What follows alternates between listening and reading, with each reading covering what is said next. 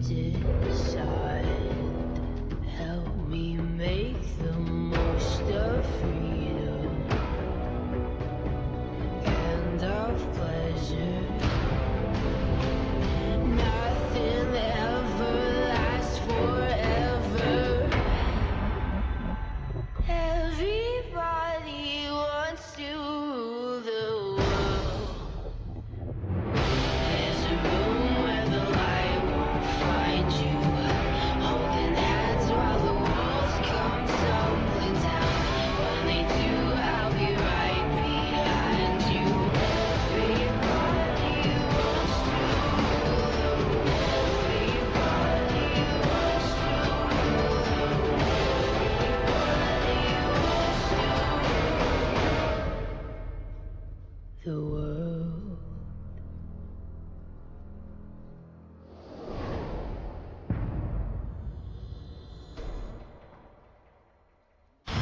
Today's matchup. KT Rolster.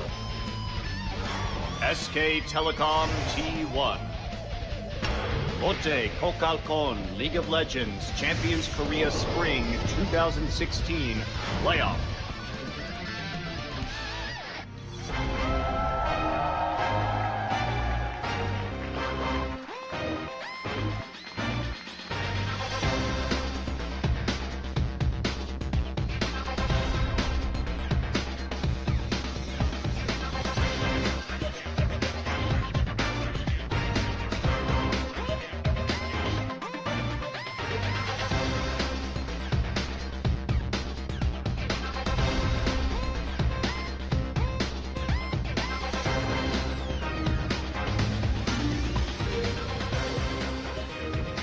Ladies and gentlemen, I welcome you for the last time to the Yongsan Esports Stadium, where we will be having the semifinals, quarterfinals playoff of KT against SKT. I've watched that a little bit, but it doesn't matter because we're going to have Caster Jun here in front of the MVP interview booth with Coach Choi of SKT and Coach Lee from KT. We're going to be having a word with them before we head on into the matches. First of all, Coach Lee, you guys always lose to SKT, but now you have a chance to break this curse. Coming into the playoffs at second place, how do you feel about this match? Well, it's odd coming in above SKT rather than below, because SKT usually always comes up ahead of us in playoffs, and it's really a new experience for us. Yeah, I guess you'll feel a little bit disturbed. Well, recently, after we beat SKT in round 2, I think preparation has been a little bit easier. Because before, we were all kind of let down by the fact that we were going against SKT, but after we won, we were just like, oh, we can actually take them. Is it different to beat SKT, which are your rivals? Well, yeah, absolutely. It feels pretty damn good to beat SKT in the Telecom Wars. And I think our players actually get a buff from the fact that we play SKT, particularly from the fact that we beat SKT in round 2, and it helped us improve vastly. Now, Coach Choi, it's kind of odd for you as well, right? That you're below KT in the playoffs. Yes, we usually wait for KT up in the standings, looking down below them. But now that the positions have reversed, it's really refreshing, I guess. Last time we did lose, but whenever we meet KT, we always have a lot of confidence in ourselves. Well, when I normally see you guys, I think Koma is usually really loud and you're really calm inside the booth, but yesterday you were really loud in the booth as well. And you were very confident in the interviews as well. What do you think about this matchup? Well, it's not particularly that I have some kind of like personal confidence against KT, but I think our players are really confident right now and they're in really, really good form. And yeah, I trust in my players and I think their confidence gives me confidence.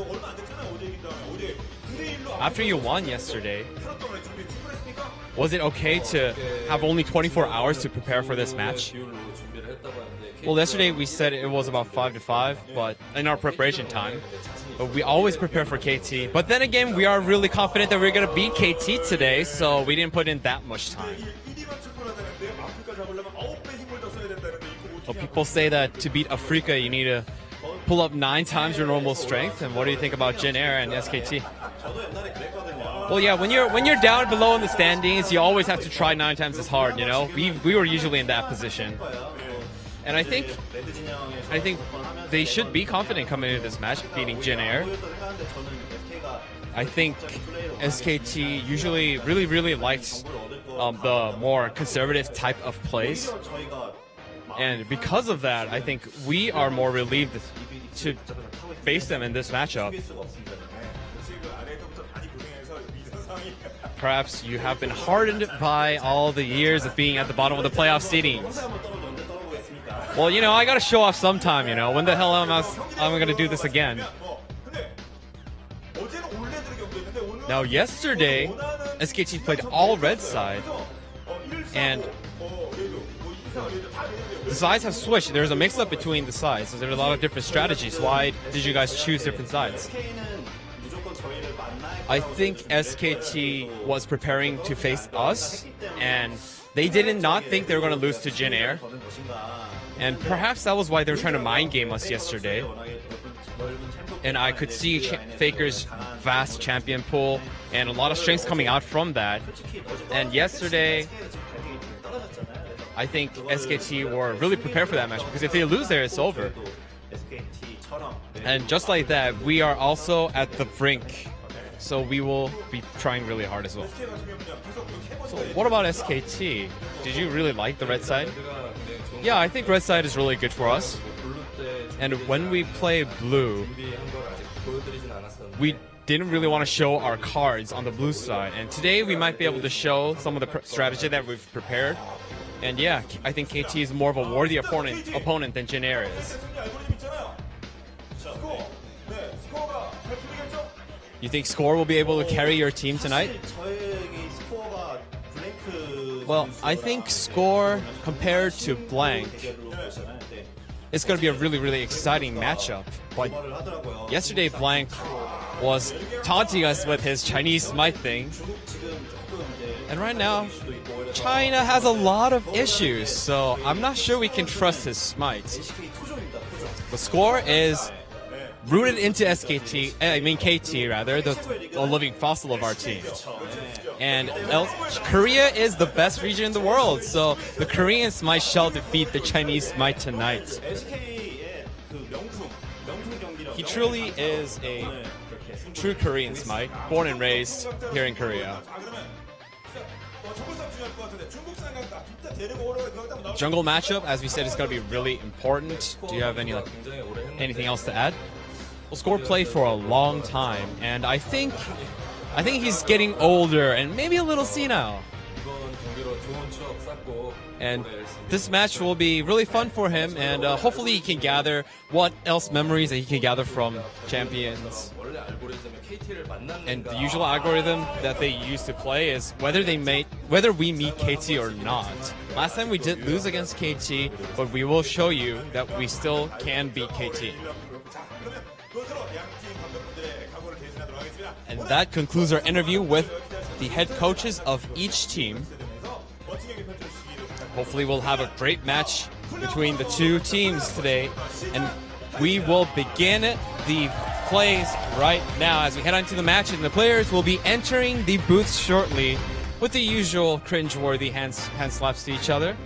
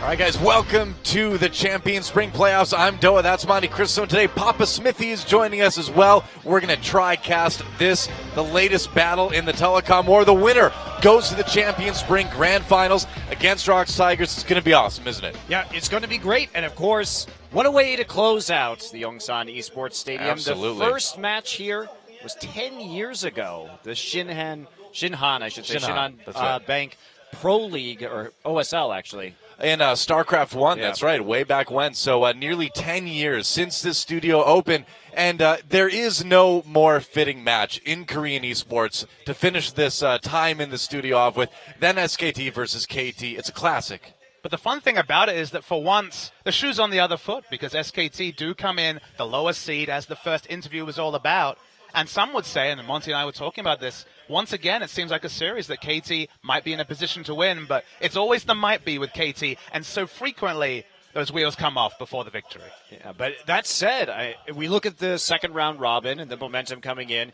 KT strangely dropped games to Jin Air in Africa, but SKT, their two losses, both these teams 7-2, their losses were against KT and Rocks, the teams that are above them in the standings. And so that might make it a little bit difficult for SKT. They haven't been able to sort of climb the KT and the Rocks Tigers mountains in the last basically 9 weeks of competition. Yeah, this has definitely been the closest we've seen SKT and KT in League of Legends in, years. About 2 years now. SKT has been pretty much dominating this matchup, and throughout the history of this matchup between SKT and KT across games, SKT has generally been a little bit better as well, too. So it's a big, big deal if KT can take this win, go to the finals, really put a period on the end of the sentence in this era of Korean esports. I mean, it was 3 years ago this month that the first ever Telecom Wars, of course, in League of Legends happened. Right. It's been happening in esports for much longer than that. But in those two sets of matches 3 years ago, three of the players you'll see today actually played. Faker, of course, was the middle laner for then SKT T1 Team 2.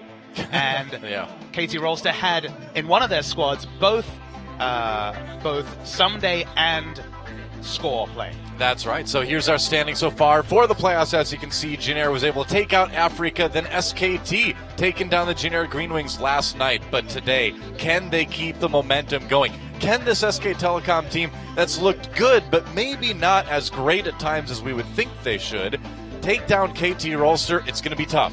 Well, they really did show yesterday that they were looking ahead to KT Rolster, though. Absolutely. I mean, we talked a lot about it in their drafts. That Zillion in Game 1 was 100% targeted because they had banned Zillion in their last match that they lost against KT. They needed to show that they could run it too. That's right. So time to take a closer look at our two teams in this semifinal matchup here in Champions Spring, our last match before the grand finals, our final match in the iPark Mall Yongsan studio here.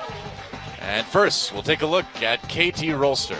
And KT Rolster earned their spot, coming in just one best of 5 away from the finals by beating SKTelecom in the last week of the regular season. Unique thing is that we've been on patch 6.6 with Aurelion Soul disabled for a long time now, so a very settled patch, which means theoretically the meta and the quality of the game should be as high as possible. Yeah, and KT has had some interesting flair to the meta as well. I mean, we all know how good Fly Zillion is. We saw Faker try it out yesterday. They won the game, but it didn't look super clean. But it's kind of been KT lately that's been kind of pulling out the surprising stuff. Well, again, the Malzahar too that we saw into the rise in the mid lane. But KT, that picks like Zillion define them because that's a pick that you have to play around as a team. That is a team-based pick, and that KT is based off of the strength of their coordination rather than huge superstar outplays. That's right. And on the other side of the arena, the reigning League of Legends World Champions, SKTelecom T1, looking to get to yet another season finals. This would be their third in a row if they can do it.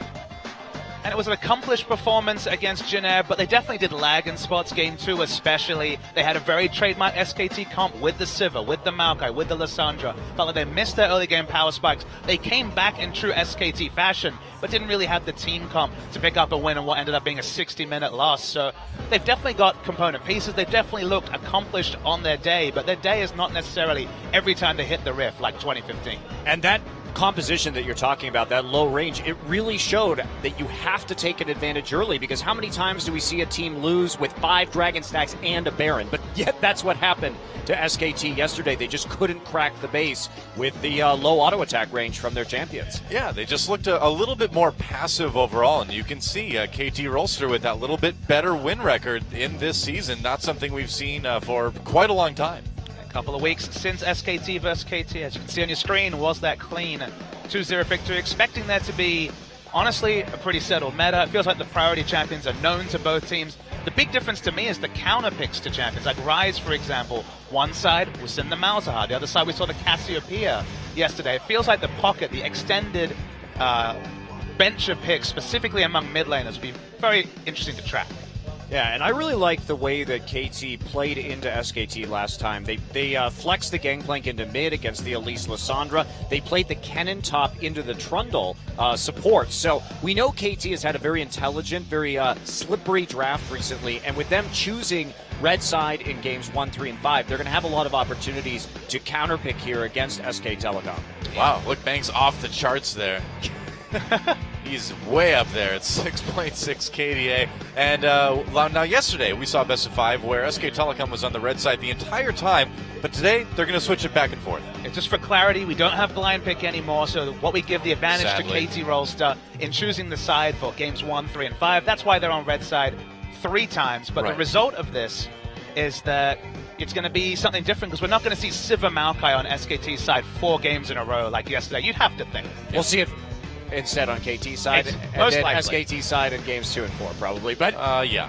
jokes aside, taking a look at some of these games, Zilean Fly's most picked champion this season so far. Obviously a heavy emphasis on Lissandra from both of these teams, but the bit of a interesting one is Faker's 100% win rate on Twisted Fate. Not a champion we typically associate with Faker. He carried so hard on that Twisted Fate game yesterday. He had a little bit of a rough start, but man, when he came alive, he destroyed everybody. So it's a scary pick. KT needs to worry about it. Yeah. Cast Faker's TF and John June, I had the same summarization. Like, this isn't really a Faker champion. Had a wonderful performance on it there as well. So definitely adding some of these champions. Not quite convinced on the Zilean, at least on it being Fly's level. But the TF, you have to say, 2 out of 2 times recently, he's looked superb.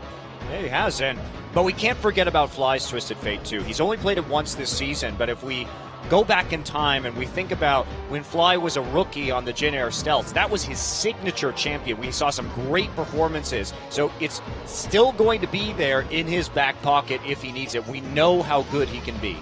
Sure enough. Seems like the last pick on red side is going to be pretty vital for setting up a lot of these mid lane matchups, maybe a little bit more so than usual because of the kind of unique flexibility that both of these teams have in terms of their mid lane options. It looks like we're about ready to move into picks and bans for game number 1 between KT Rolster and SKTelecom T1. This place is packed, and why wouldn't it be, man? It's a playoff match. Winner goes to the finals. It's a telecom war. Couldn't ask for anything more. SKT with the first ban today. They're going to take away the Poppy. Probably not a bad idea. Interesting to see a blue side Poppy first ban. We've seen a lot of powerful picks. Of course, the big top laner when these two teams met just a couple weeks ago. And of course, the big top lane in the meta was Echo. Some days Echo in game 2, especially against KT. Well, there goes was the Echo. massively powerful. Well, it looks like SKT setting up for a Maokai first pick here, banning a lot of these top laners. So we'll see exactly how KT is going to respond. Obviously, the Sivir still on the board too, and we saw the priority coming in from SKTelecom yesterday. Do you maybe take away the Zilean or try to ban something away from score here? I don't think you play the Zilean if you're planning on banning it in game 1 yesterday. I think you are attempting to show that, well, I guess you do. All right. It's a bit surprising. They're going No back. one knows. They're going back to that. I guess they figure they weren't strong enough at using that pick. My question is, though, we saw 4 games in a row where Jin Air banned Karma against Faker. Will we see KT continue with this trend? Because they actually dealt with Faker's Karma, and again, game 1 of that telecom war very well. I don't think it's worth it. I don't think you need to ban the Karma. And I don't know if Jin Air needed to ban the Karma yesterday. I don't think they did, honestly, especially when Corki was available and you could play the Corki and just play poke into it. But the Corki is going to be banned away, and that means the Maokai first pick, they're prioritizing that over the Sivir. So Grave Sivir probably going to come in here for KT. Also, means there's going to be quite a pinch on the top lane pool with Maokai, Poppy, and Echo all out. The last top laner we saw from Someday that was a bit of an adaptation was the Kennen that he played against the Echo. Not a good laning matchup, but he picked it for the team comp and prevailed with it nonetheless. So will they save Red side 5th pick for the top lane and go with something safe for Fly? Because Lysandra is available. And they are going to be playing heavily around that support Trundle too, which has been played in 50 games so far this season and has an over 60% win rate. Hachani, That's 10-0 enormous, on the season. 10-0 on that Trundle, that's right. That's insane. Yeah, so it's his second most played after Alistair too, so we see that priority. Nidalee actually taken by Score, really switching it up. So KT perhaps looking more towards a poke style of composition, but with Corki and Azir already banned out, what is their mid laner going to be? It's worth knowing that the reliability of Nidalee's games goes down when you don't have targeted CC in the lanes, and Maokai, of course, is the pick du jour to give a great ganking top lane for Nidalee to go and gank for, but will be more difficult theoretically depending on where the champion pools go. All right, Graves, Alistar, the other two pickups for SKTelecom. Not too shocking there, just some comfort picks for these guys. And now they can feel free to pick a tanky top laner if they want. KT Rolster with the Alistair already known as a support champion. But they could just go with the blind pick Lysandra. Wouldn't this incentivize you to take the Trundle? Yeah, sure, why not? Go for it. Take the Trundle against the Maokai. You may want the Braum. At least you can block some of the Graves damage if they do choose to go. Obviously, with that clear double AD carry that Bang will be playing one as well, you could block a lot of that damage coming in. Could see the Gnar pick up. Oh, Fizz would be interesting. Don't know if we're going to see that get locked in. Yeah. We're just going to go for the Lysandra here. Put Fly on a comfort champion. I'd be. Fizz is also a top lane counterpick to the Maokai from I was going to past say, days. yeah, this could be for Yep. someday, couldn't it? All right, they're going to lock it in. All right, so it's Fizz and Trundle, so they're going to try and really use that Trundle ult on the Maokai and then blow him up with the Fizz. I think that's really smart. I think you want to handle the Maokai for sure. You know what the greatest irony is? The last time I believe we saw a Fizz counterpick to Maokai was the grand final last season, where they baited Someday into taking the Fizz and just crushed him with Marin's Maokai. Because remember, Marin said famously in the interview before the grand final, I'll pick Maokai whenever it's available. They went for the counterpick and it failed in explosive fashion. Yeah, but that had been going on for a lot of last summer. We saw so many good dives, play from Marin and Someday.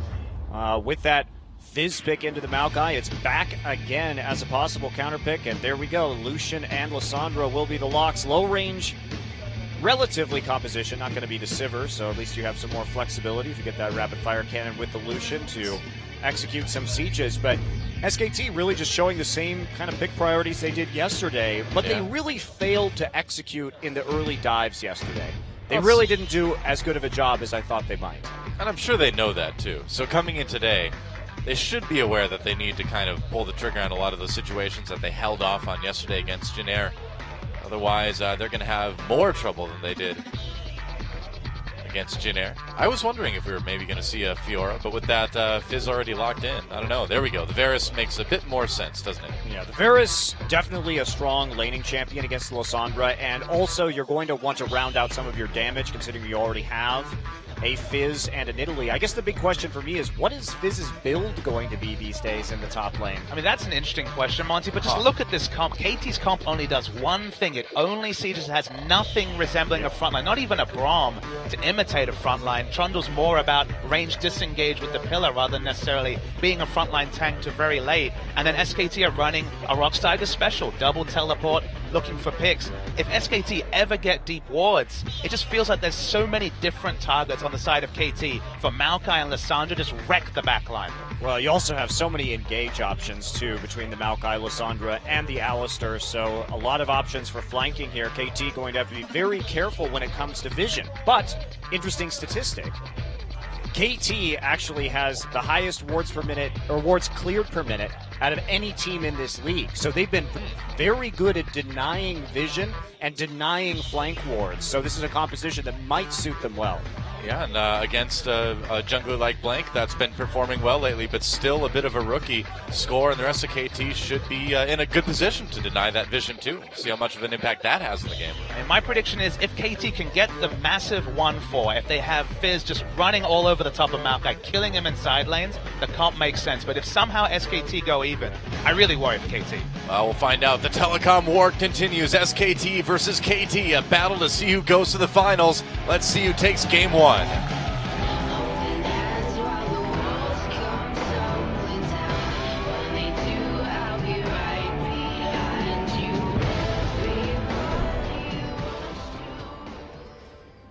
And welcome to Summoner's Rift, the beginning of our last playoff match before the grand finals. SKTelecom T1 versus KT Rolster, the most storied rivalry in Korean esports, and it will be another great best of 5 today. KT amazingly coming into this one with a bit of an edge. SKT are going to be very incentivized to keep close track of this level 1. They want to extend the time when Maokai's out of lane and doesn't have to face Fizz as much as possible. True enough, that Fizz. You gotta wonder how that's gonna turn out. Not a fun champ to get lane swapped on if you're playing the Fizz. Probably not. Well, we're not going to see any deep wards either, so KT be running into this one a little bit blind someday. Right here with Some ability power. some ability power. Let's talk about the character of these teams a little bit, because actually when we break it down in terms of damage percentage, you really get to see where these two teams shine. SKT as a whole does a lot more damage per minute as a team than KT, just like they did against Jin Air when compared yesterday. Are going to be seen on that ward, but we're going to get standard lanes. KT, though, the interesting thing about them is that they are one of the few teams, as we see perhaps a little bit of action right here. Yeah, maybe, as Wolf and Bang come into the tri-brush, Achani and Arrow just back off casually.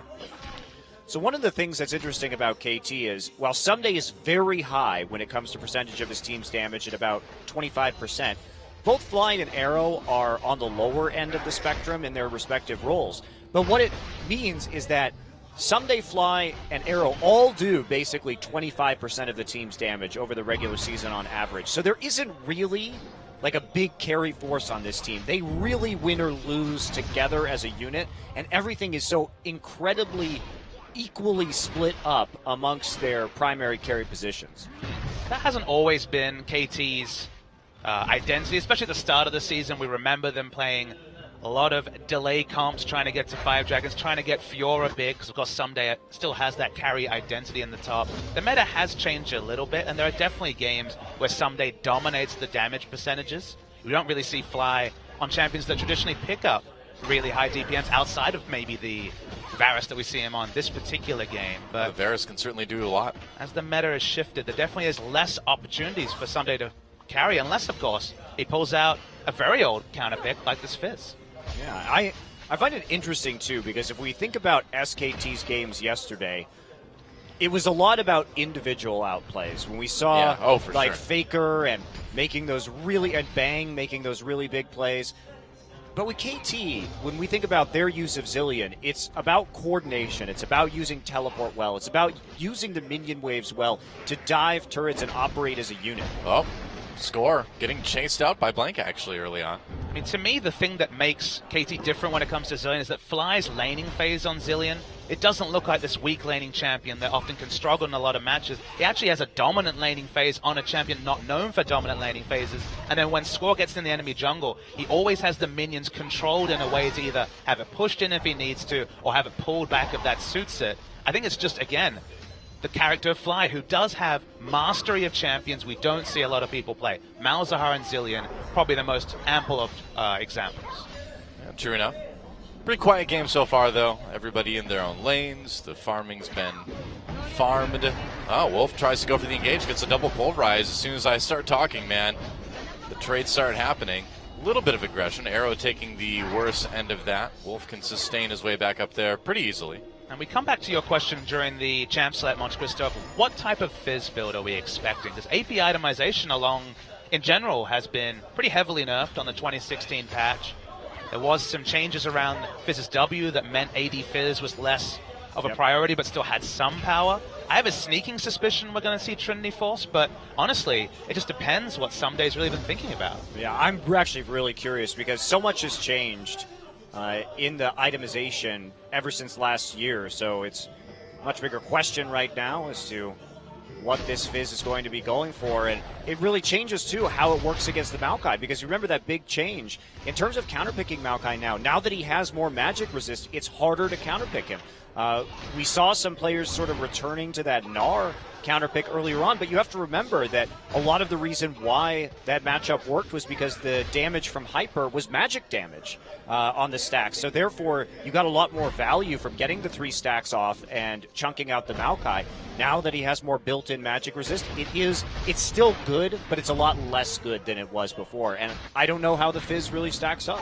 In a meta where everyone's double teleporting, you need instant impact, like, for example, the Maokai Twisted Advance. The sort of setup you're required to, as a team and as an individual, undertake to have to pull off the Gnar often catches a lot of teams unawares unless it's really in meta and everyone's been extensively practicing it. So Gnar always has seemed like a risky choice in this current meta. Well, so far, so good for Duke's Maokai. He's been able to push Someday back in lane pretty easily at this point, coming out ahead on the life totals as well. Fly poking on Faker, but, I mean, that's no surprise really in this matchup. Lysandra's going to definitely be taking some damage early on. You do want to force that TP also just to limit the playmaking options of the Lysandra, so keeping that lane pushed up is very important. You see there, Pink Ward dropped, courtesy of Score. And I think when we come in tonight, one of the big matchups that we have to talk about is Blank versus Score, because while Blank had a solid season for a rookie at the professional level, remember he was playing in the LSPL, the secondary league in China last year, he's still not quite there with Score. And I think the biggest factor that kind of can really show you this is that Score right now has the highest kill participation of any jungler in the league. And Blank has the 3rd lowest, and he's behind Bubbling and Bang. So when it comes to the actual being in the right place with his team and contributing to kills, he's there a lot of the time for first blood, which is something that's an instinct you can get out of solo queue.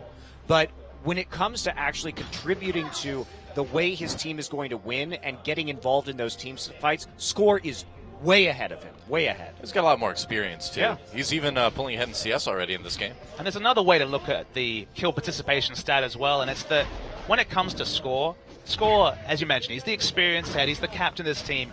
A lot of the play in the early game runs through him, and we've seen games where Score is behind early, and KT often have no identity till the grouping phase later in the game. When Score gets ahead, he sets the tempo for the team. So a lot of this game, when we talk about CJ, the games run through Mad Life, Score, honestly, takes a lot on his back, and it makes sense. These are the 2 veterans, these are 2 guys who were around at the opening of League of Legends in Korea, and Score still has that identity on this team. Yeah, they've been there from the very beginning. Wow, Faker gets hit with the spear before he takes the E, and that was very close. Didn't need to use his flash in the end, though. That was actually really risky. Chain of Corruption rooted him in place for that spear, and Score, he may have had a chance to flash for that, but I don't know whether the Ring of Frost was up or not. That was going to be kind of the determining factor alongside the Frozen 2. They get the chunk out, and Faker has no TP, so he will be losing some CS right here. An early pressure advantage really going the way of KT. All I have to say about Score is, can you pinpoint a handful of games or a multitude of games where Score had a bad game and KT still won? Because I certainly can't. He's almost always one of the big benefactors or one of the big thrusts of a KT victory. Yep, that's right. So we finally see Someday pick up his first item. It was for the cowl.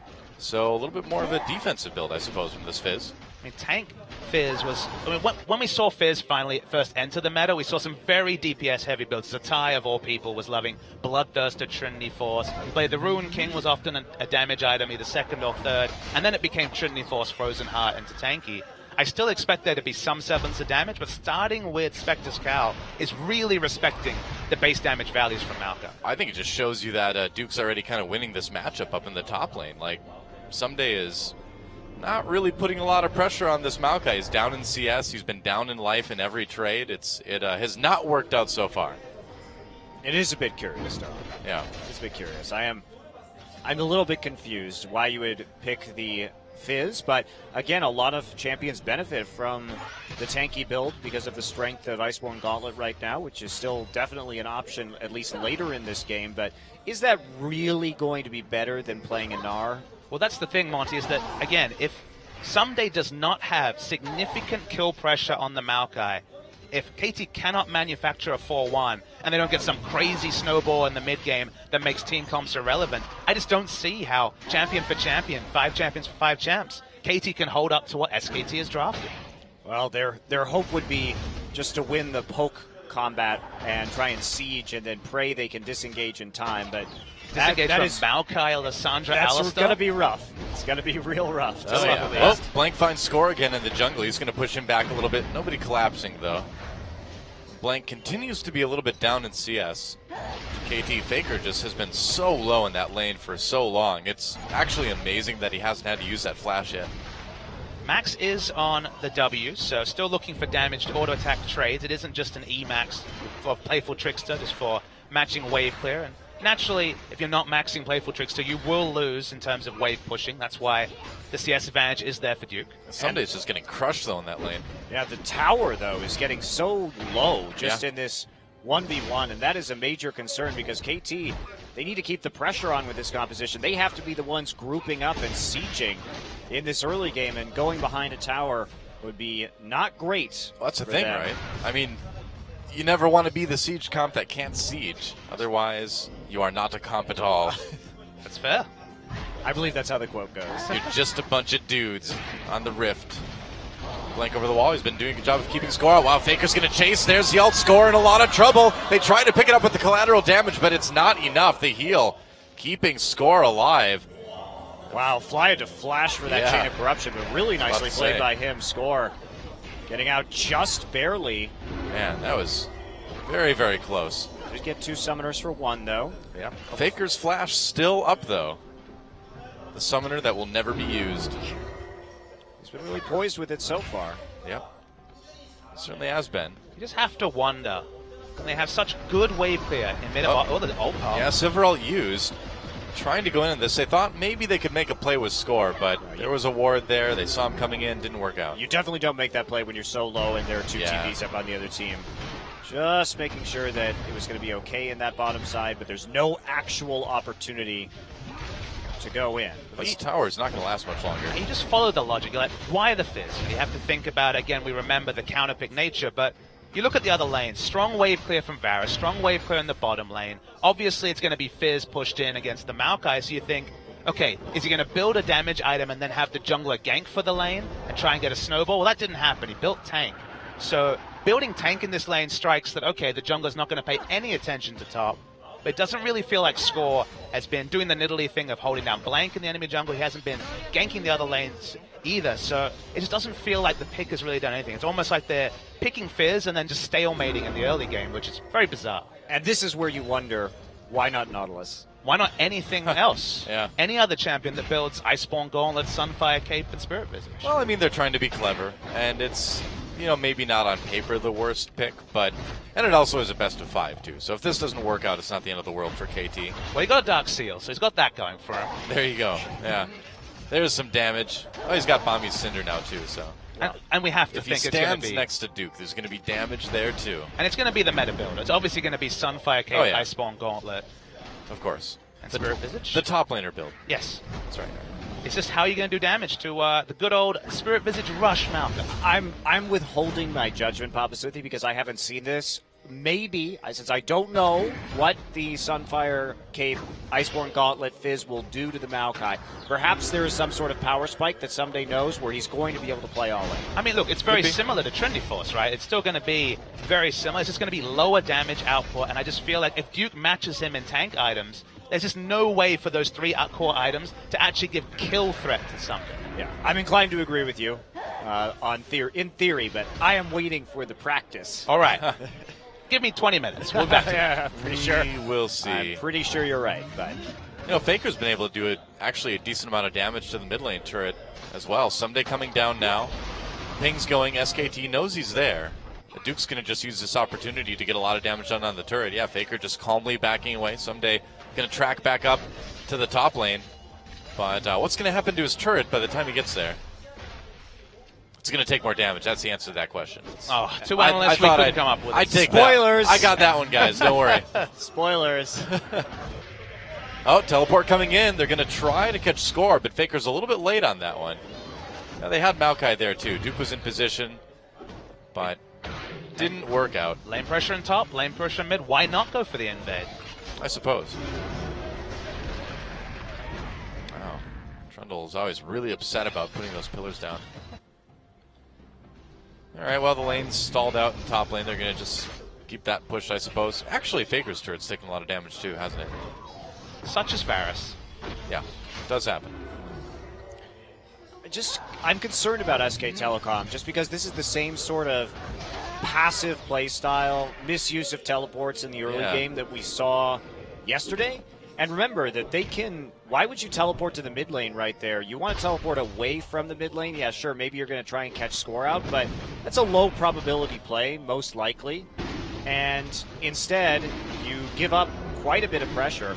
And not only that, but you miss your opportunity to try and get kills with Wolf playing this Alistair who can dive the turrets, the Maokai able to dive the turrets. You really just want to get into the side lanes there and set up those kind of plays instead. So, well, kind of just a lackluster teleport use from SKTelecom. I suppose in the end they got the first dragon, not maybe because of the teleport, but it's because of everything else going on. So SKT at least has a little bit of a lead anyway. That game, too, was very different, I think, Monty, because you have to look at the comps and the texture of the comps. There was always going to be a time for SKT where KT would have probably both a team fighting and a siege and a wave clear advantage. In this game, SKT have the team fighting advantage in the late game, so there's less pressure on them to make as many early plays. Yeah, that's true, but I still think you're running into a power spike issue at a couple of items here where it's going to be very difficult to defend against KT's sieges. Difficult, but with Maokai and Lissandra, Alistair, they'll find a way to engage. They have so many tools, whereas in the previous game, if they missed their window at Game 2 yesterday, there were no tools for SKT to win, as was evidenced. Well, SKT just going to lose their mid lane turret. Well, they didn't have TP. They used the TP earlier. They had a ward behind. They may have been able to make a play there had they had the teleport up, but without that ability, not really going to be doing a whole lot. Score just covering the bottom side right now. Yeah. So they start to move down there. Arrow giving a helping hand in the mid lane. So slight gold lead now for KT. Oh, Faker's going in on a fly. Uses that W. There's the ult. Fly cleanses out immediately. They try to get him with the Graves ult. Can't do it. Faker finishes him off for first blood. So SKT responding in a big way after losing that turret. That's actually really well played in terms of the micro, just because Fly did not respect the burst coming out from Graves. The downtown damage did the difference. Score over the wall onto Wolf. There's some damage. The layering of CC bought time for Graves to get close enough to get the kills. That was actually really well pulled off by SKT. Yeah, beautiful gank. And that's a little bit of what we saw yesterday, too, where the early game may have looked kind of lackluster, but then these individual plays, this great mechanical ability brings SKT back in these situations. At least they're consistent. Well, they're going to try to dive the turret here, too. Teleport coming in from Duke. Arrow already fairly low health. Wolf misses his pulverize, though. It's okay. They got plenty of damage anyway. And another pick by SKT. Score may find one on a Faker. Nope. Faker getting over the wall just in case, or just in time, rather. They had a big minion wave under his turret, so didn't teleport, lost his turret anyway, and certainly has not done any chip damage to Maokai's turret at all. So SKT, massive amount of gold advantage there. Well, that's what you want to see, though, from this composition, is the setup on plays like that. Now, they played around that very nicely. Bang had nailed his culling, his ultimate, onto Arrow while Hachani was on the roam to the mid lane.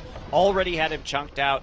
Tried to get under the turret right after that. They have pressure in the top side, so free TP there for Duke. So they get in one of the very rare instances you will see this, they got a top lane turret with nobody there while diving bottom lane at the same time. It's hard to get better than that for SKT. There's the unique thing Fizz gives you.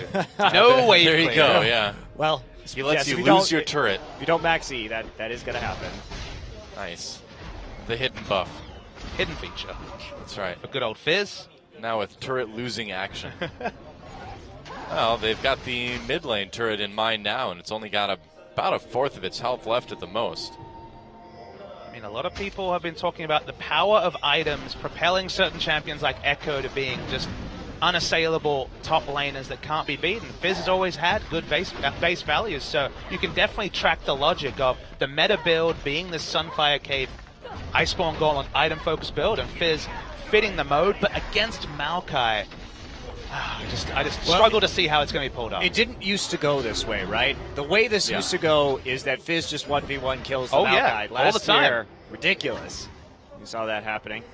KT responds to the Herald by taking out the bottom tier 1 turret, so they jump back into a turret lead. So that objective is taken. Blank with the Herald buff.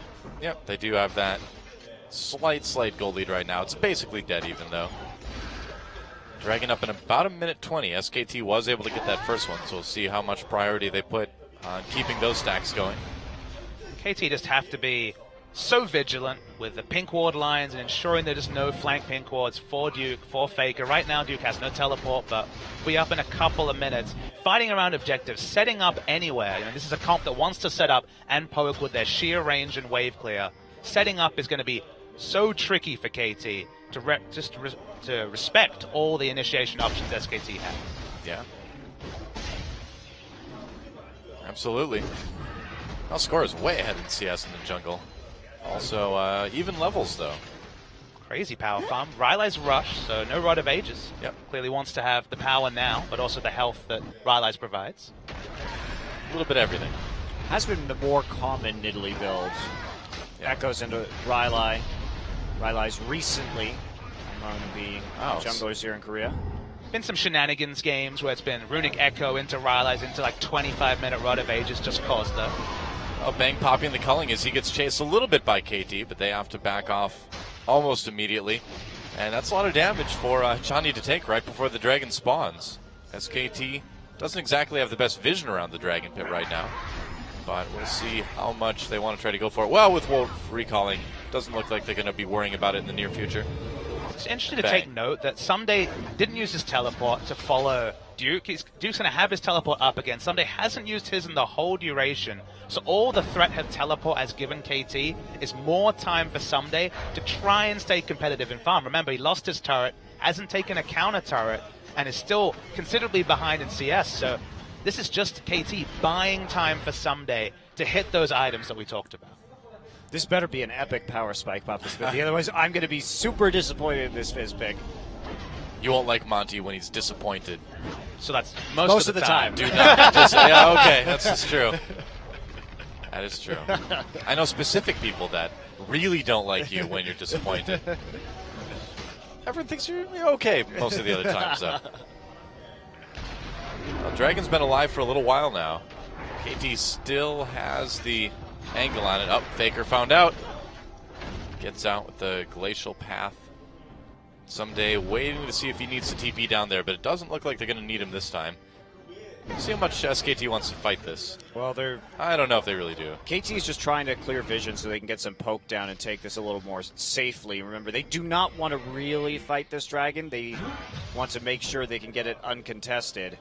That's going to be difficult with the waves where they are right now. The offending items have been completed, Monty. Dragon started by SKTelecom, too. They're going for it. I meant 2 also, not the old SKT team.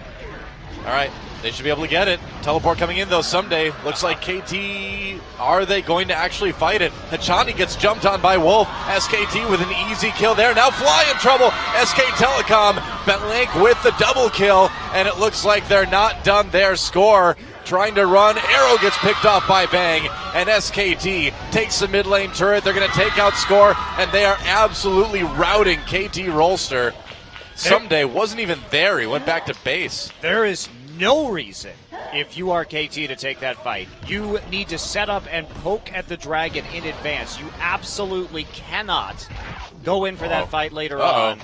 Oh, Faker gets a W, but I think Someday's got an easy kill there. Yep. Well, they got something Revenge of the for Rabbit. it, but well, the Baron's being dicey. taken. Yeah, Wolf trying to zone Someday away. He'll headbutt him. And that should do it. Baron getting lower. SKT gets it. No buff onto Faker, but doesn't really matter. That's still a huge, huge lead suddenly. 4,000 gold, the Baron, a couple turrets, a dragon. That went well for SKT, didn't it? And this comp is what I'm talking about, Monty, is that who's going to walk up to the Dragon if they're even hoping to contest it? It needs to be Someday is the only one with any semblance of a health bar with the 5 champions they pick. Nidalee kites back, Varus kites back, Sivir kites back. I guess Fizz can be your front line when he builds super tanky, but instead he goes for the deepest teleport possible. Everyone is split away, and all these high damage poke champions just get caught and die because SKT's comp is super reliable, and KT's comp, if any of the variables fall away, doesn't really do anything. Yeah, and especially nobody's going to be really afraid of a tank Fizz flank teleport. It's not really so much a concern that SKTelecom is going to have. They have enough peel to easily deal with that.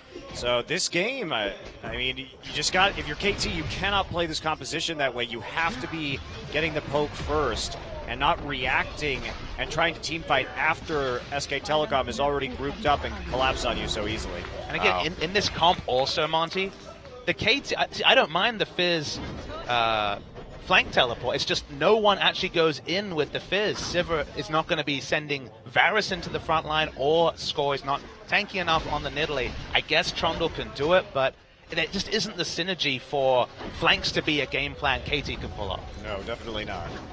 You know, quietly, Bang's been just destroying people on this Lucian, too. Whoa, Arrow. Speaking of people getting wrecked. Another kill for Blank. Kachani running around underneath the turret, trying to slow people up. Faker, Zonia's, just to buy a little bit of time. Someday gets in the back lines, actually gets the kill onto Bang. He's going to end up paying for it, though, in the end. Here comes Fly, though. There's a lot of damage on that Varus. SKT needs to be careful. Faker pops the W, gets out after locking down a couple of KT players.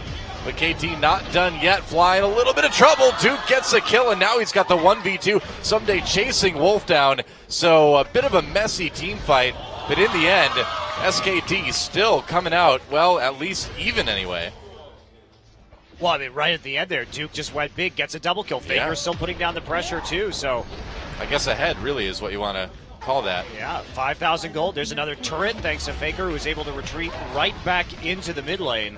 I think we have enough data points now, Monty. Effectively, Fizz is being a tank echo. That's what he's performing in his fights. It's great chase. In a long lane, he can get kills. But SKT, they have so much engaged with his turret dive. Arrow's dead instantly, even though he had the spell shield available. And while Someday gets a lot of cleanup kills, he is not doing enough solo to make up for the fact that no one can kill Maokai. And the front line from SKT versus no front line from KT means that the other 4 just can't do anything while Someday's on his chase mission. Yeah, nobody has the DPS either once that Sivir goes down to really deal with Duke.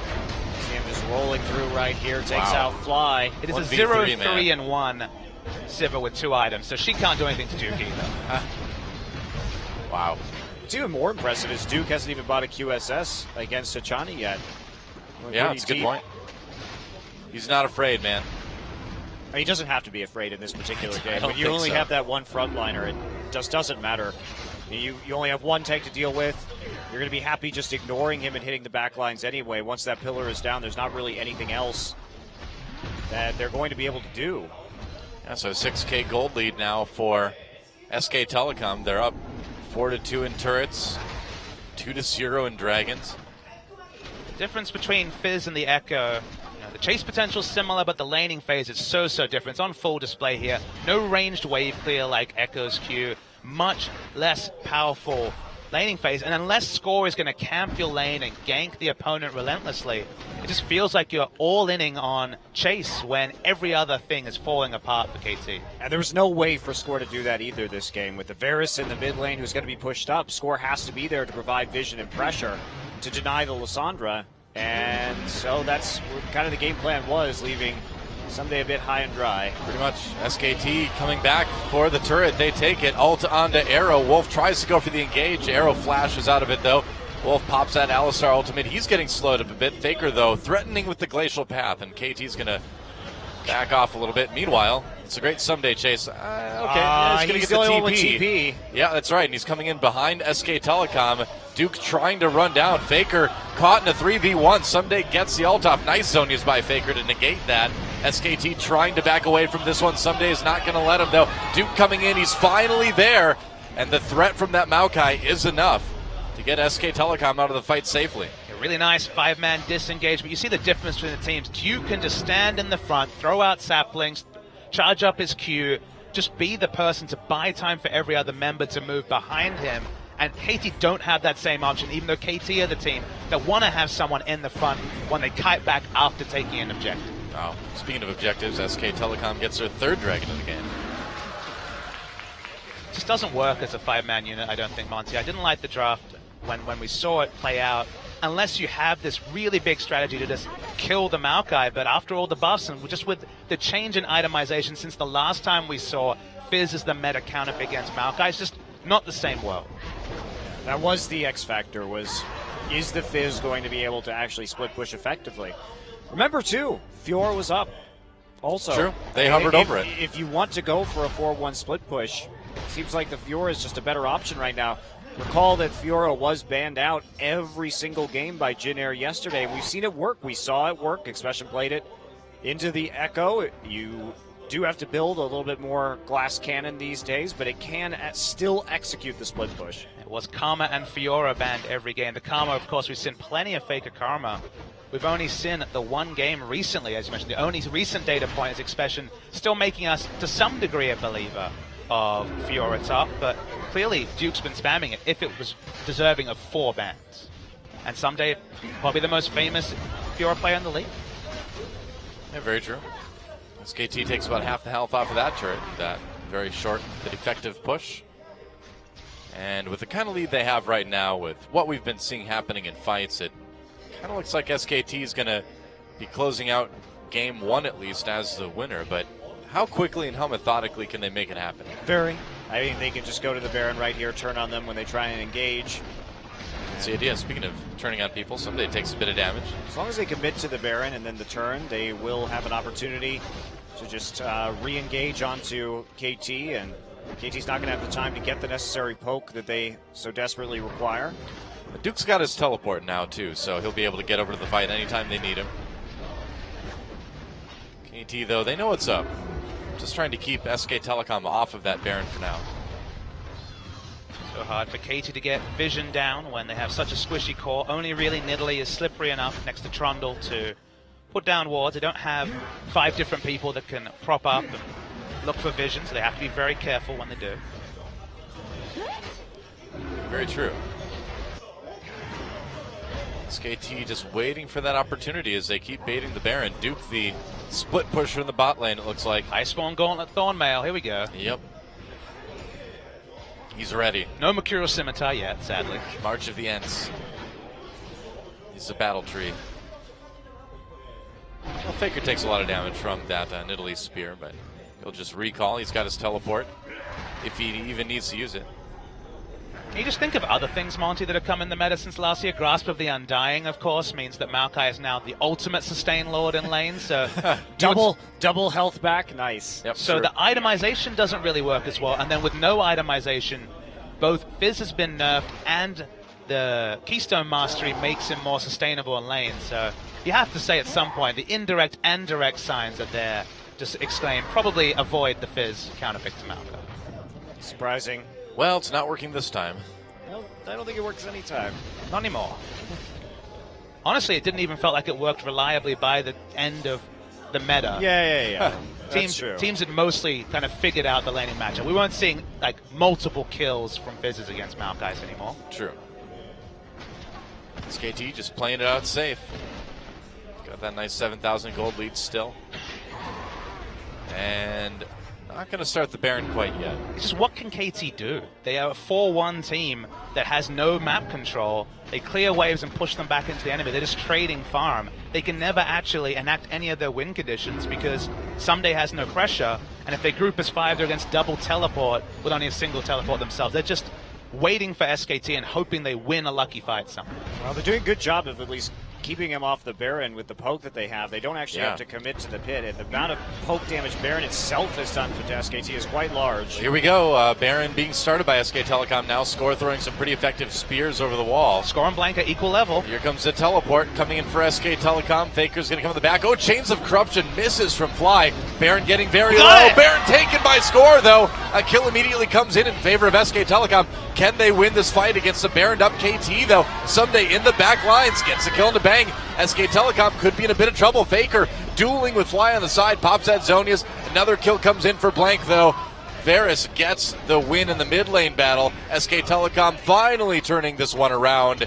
They lost the Baron, but they're going to resoundingly win this team fight. Only Fly gets out.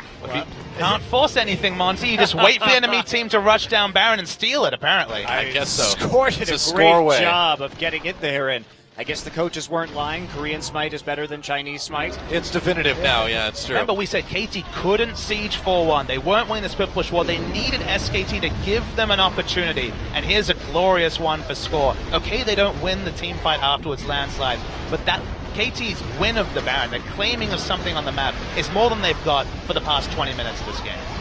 And now at least they still have the Baron buff on the Fly, who's one of the better people you could actually leave it on if you had to lose 4 members of your team. So perhaps they can start to set up a siege right here. 1 TP down, only Duke's TP that they really have to worry about for an engage. So KT, they've got to do something, anything with this Baron buff right now to scramble back into this game, as unlikely as it is for them to win. I think they're going to need to worry about Dragon. It's coming up right now. SKTelecom would be going for their 4th. Felt like Will they fight it? SKT could have started the Baron up, peeled off, and just focused on the Dragons. The easier objectives and the weight of Baron and 5th Dragon would have been enough, but now KT are starting this Dragon, but it's so risky. Yeah, Duke teleporting in from behind right now. Teleporting from the enemy jungle. Faker comes in with a big W. Ults himself, slows down KT. Someday on the run right now. Wolf has that Alisar ult going. Faker with the Zonius to stay alive. Nice damage from the collateral damage coming in for Blank, but there's a kill for Fly. KT turning this round into a 5v4. Duke goes in. Duke goes down, and SKT has to back away now. They're going to lose the Dragon, and that's another team fight. Didn't go so well for them. Well, they didn't have a flank that time. They tried to engage just head on, and the kiting power of KT, you can't do that. When you have so many ways to get a good flank off, you need to actually execute it there well. Otherwise, you're just going to walk into the chain of corruption and all the crowd control that KT has to keep you off of that very squishy back line. And the other factor is, Duke still doesn't have QSS. That's actually kind of huge at this point in time, because the amount of gold value of stats that Hachani is stealing from him is immense. And he's gone for the health, so clearly he's not looking to itemize into QSS just yet. Of course, he could sell the Giant's Belt, I guess. Maybe that's the most power he could buy in a single item purchase for tankiness, but it's going to definitely be an inner turret going down for SKT. And if we don't see a replay, there was also the issue of, on the one hand, Faker was flanking from just below the Dragon Pit, and then it was actually a very deep teleport into the Wolf camp from the Maokai. The Maokai was at the fight so late that honestly so much damage had gone down, so much trading had happened before Maokai did anything in the fight. We're going to see the replay. Look at where Maokai is and look at where Lissandra are, and these are the 2 teleport flankers from SKT. You see the Maokai coming in, but he's just, as you said, not part of this fight. Faker drops his ultimate early, but has to use that Zonius before the Maokai even arrives. Now there's no chance for Faker to do more damage without just getting blown up. Duke's health bar counts for nothing in this fight because he's so late. They don't leverage his tankiness into anything, and that's just poor communication from SKT. Well, also, he got Trundle ulted, so... He got trundled. He got Trundled super hard. It hurts too. And so that lead cut down to about 5,000 for Well, some days SKTelecom. got Medjai's. Yeah. Wow. Yeah, he does. Huh. All right, that's bold. I love Someday. Very bold. I mean, we saw this before from him on the Echo. You know that if you ask him, he'd pull out the old Korean excuse of, well, I had 1,400 gold. I mean, Might as well pick it up. might as well bought it, right? That's right. He did end up selling it in that game. Oh, he will eventually. Yeah, that time it didn't work out too well. As But soon as he dies, but... Yeah. Here's my guess. Is it going to be, here's the question, Monty, is it going to be a Guardian Angel he sells it for, or a Void Staff? That's the fun question. I think the GA I think probably is GA. going to be more useful. It is Someday. I can harbor hope for a Void Staff. The Medjai's isn't enough, huh? Nope. It's a lot of hope, huh? We spent a lot of time talking about this Fizz, but he is 5-1-2. I mean, he had a really And he has slow been killing start Bang. lane, though. He has been killing Bang. Yes. Now, could he do this on other champions like Echo if it hadn't been banned, or Poppy? Yes, he could. And it's worth statements like that. Like, for example, looking back at Faker's performance, 209 on the Zillion, he didn't die, but we knew it wasn't that clean. And we know that so much of the early sacrifices for KT were as a result of the no wave clear, risky counterpick that clearly isn't doing anything in a 4-1 sense. And a champion that either teleport flanks better or splits better, I think would have contributed so much more for KT than just all-inning on 4 or 5 item Fizz that happens to be pretty powerful at 35-minute team fights. You don't pick champions for 35 minutes, otherwise Amumu would be one of the strongest junglers in the game because he's great with 6 items and level 18. Suppose that is true. Just more asterisk to it than actually his team fighting quite well right now. Faker coming up in the top lane. KT knows though. Someday looking for the teleport. Chino is just answering Duke's push. Yeah, pretty much. Yeah, I feel like too, if SKTelecom hadn't been a little bit sloppy about that engage, you know, Faker starting that way before Duke got there, that fight may have gone a bit differently too. But maybe I'm the only one. It definitely could have on the ball there. Maokai has so many different things to play around that if he's not at the fight, then obviously all his gold counts for nothing, and then if he doesn't have QSS, then a lot of what he's earned is diminishing returns on those items. So Maokai in general just completely answered in the previous engage. Sure. But SKT still have map pressure. They're still taking the KT blue buff on spawn.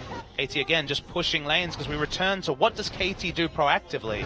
And with this comp, the answer is not much. They still don't have the tools to really make much happen. Like if you're KT right now, Monty, what are you trying to force? Because it doesn't really seem like there's any clear objectives for them to take. You're just praying for them to screw up around Baron again. Ah, yes, the Baron throw hope.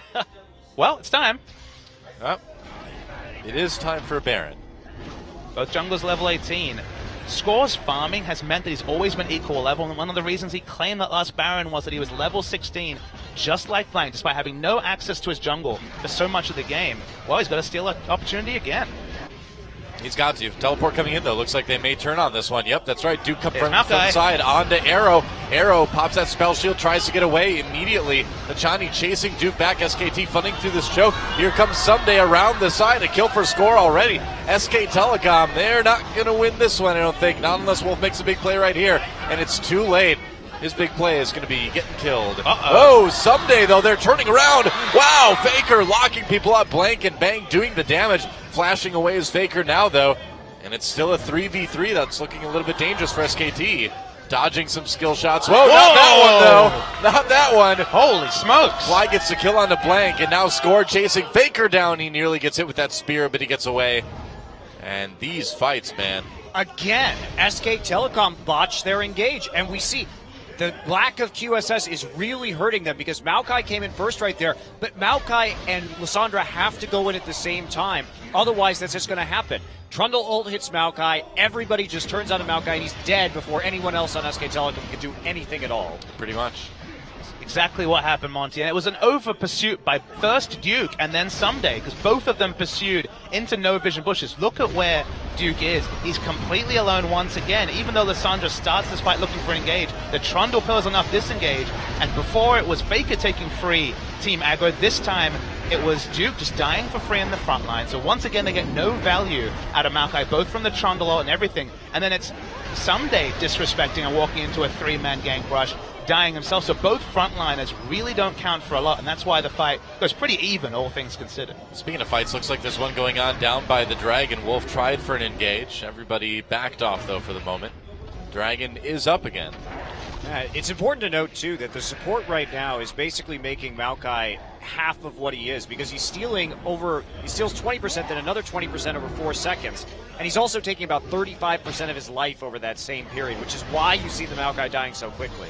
Right. Worth knowing that the health, of course, has to go down with magic resist. KT going for this Dragon. It's getting lower. Faker coming in. Dragon taken by KT Rolster as Wolf engages. Someday, but he's actually away from his team right now. SKT with a great opportunity. 2 kills come in for Bang already. Someday just got separated from the rest of KT Rolsters. He escaped to the back of the Dragon Pit. And I think that opened up a big opportunity for SKTelecom. Question now is whether they can close this game. I wonder. Hachani a little bit caught out by Faker. dueling with him, going to use that ult. Here comes Score, though.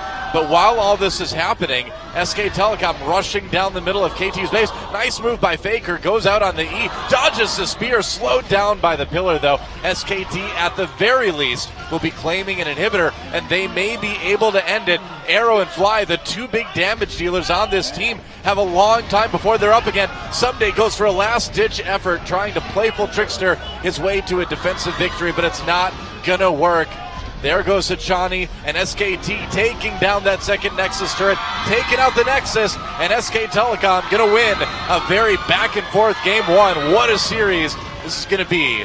GG. SKTelecom going for one of their reliable mid-game power spike, very rocks Tigers S-comps, and in general pulling it off quite well.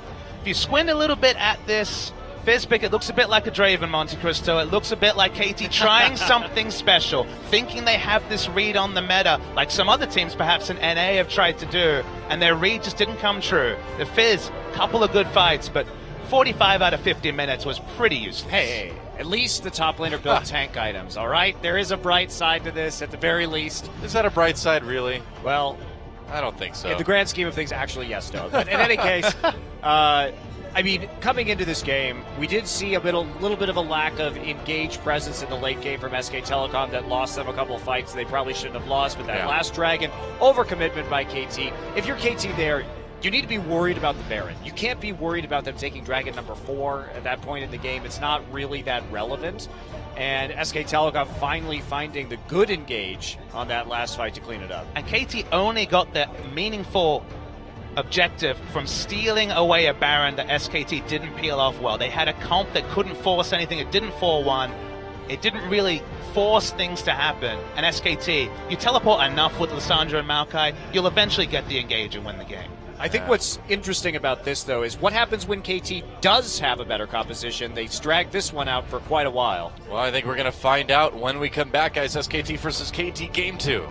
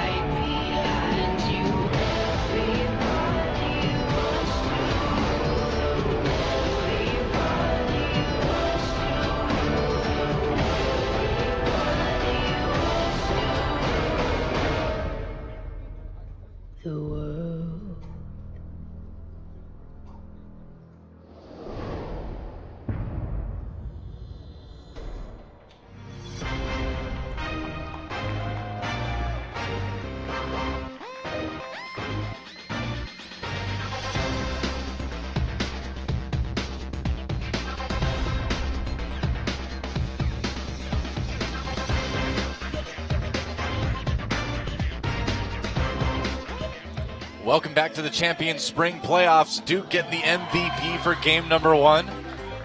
He made like a tree and made KT leave the game. I don't know. You get the idea. He was a good Maokai. I mean, on a simple level, he won what was once considered a counter-pick matchup against the Fizz in every metric possible. He was autoing attack down in his turret, had his turret down very low as the Maokai against Fizz. Okay, some of his teleport play wasn't the cleanest, but just like their series against Jin Air, when it counted, SKT did make the win. All right, you can have the sloppiness in the TP play. You're allowed to have that if you can survive long enough. I think that the combination of not building QSS combined with some poor engages from SKT was what caused them to not be able to close this game as efficiently as they could have otherwise. I think one of those things happens, better engage or QSS, and this game ends a lot sooner in favor of SKT. So Duke 0 for 2, but an MVP anyway, Monty.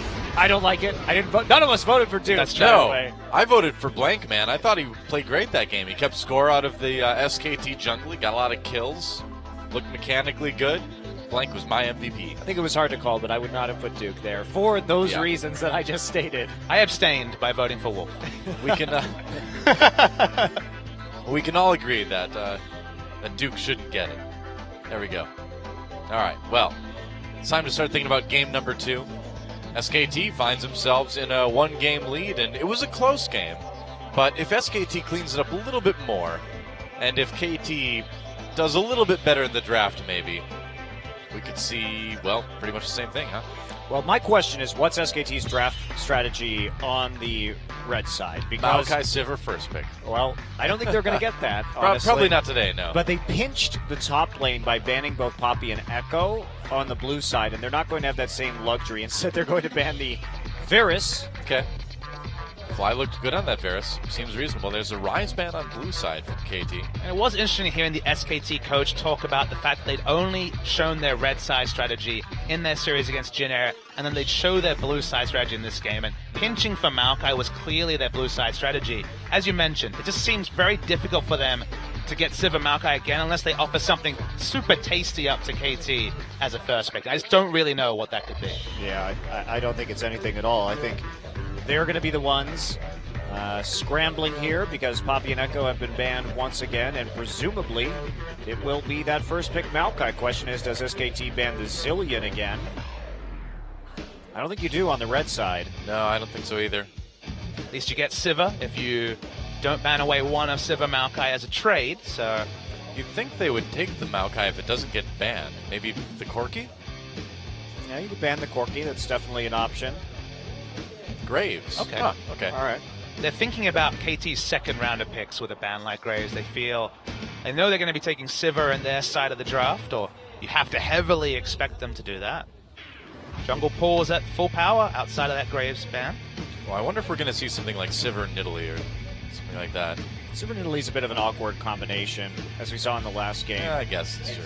You got some decent pick right there, but generally speaking, if you want to go for the Nidalee, like Lucian's just a better AD carry in almost every single composition that you could basically dream up. They think they're going to take the Trundle right now. There's no reason to put the priority on the Nidalee at the moment, with Kindred and Nidalee both still available. Worth noting that Hachani's 10-game winning streak as the Trundle was brought to an end last game.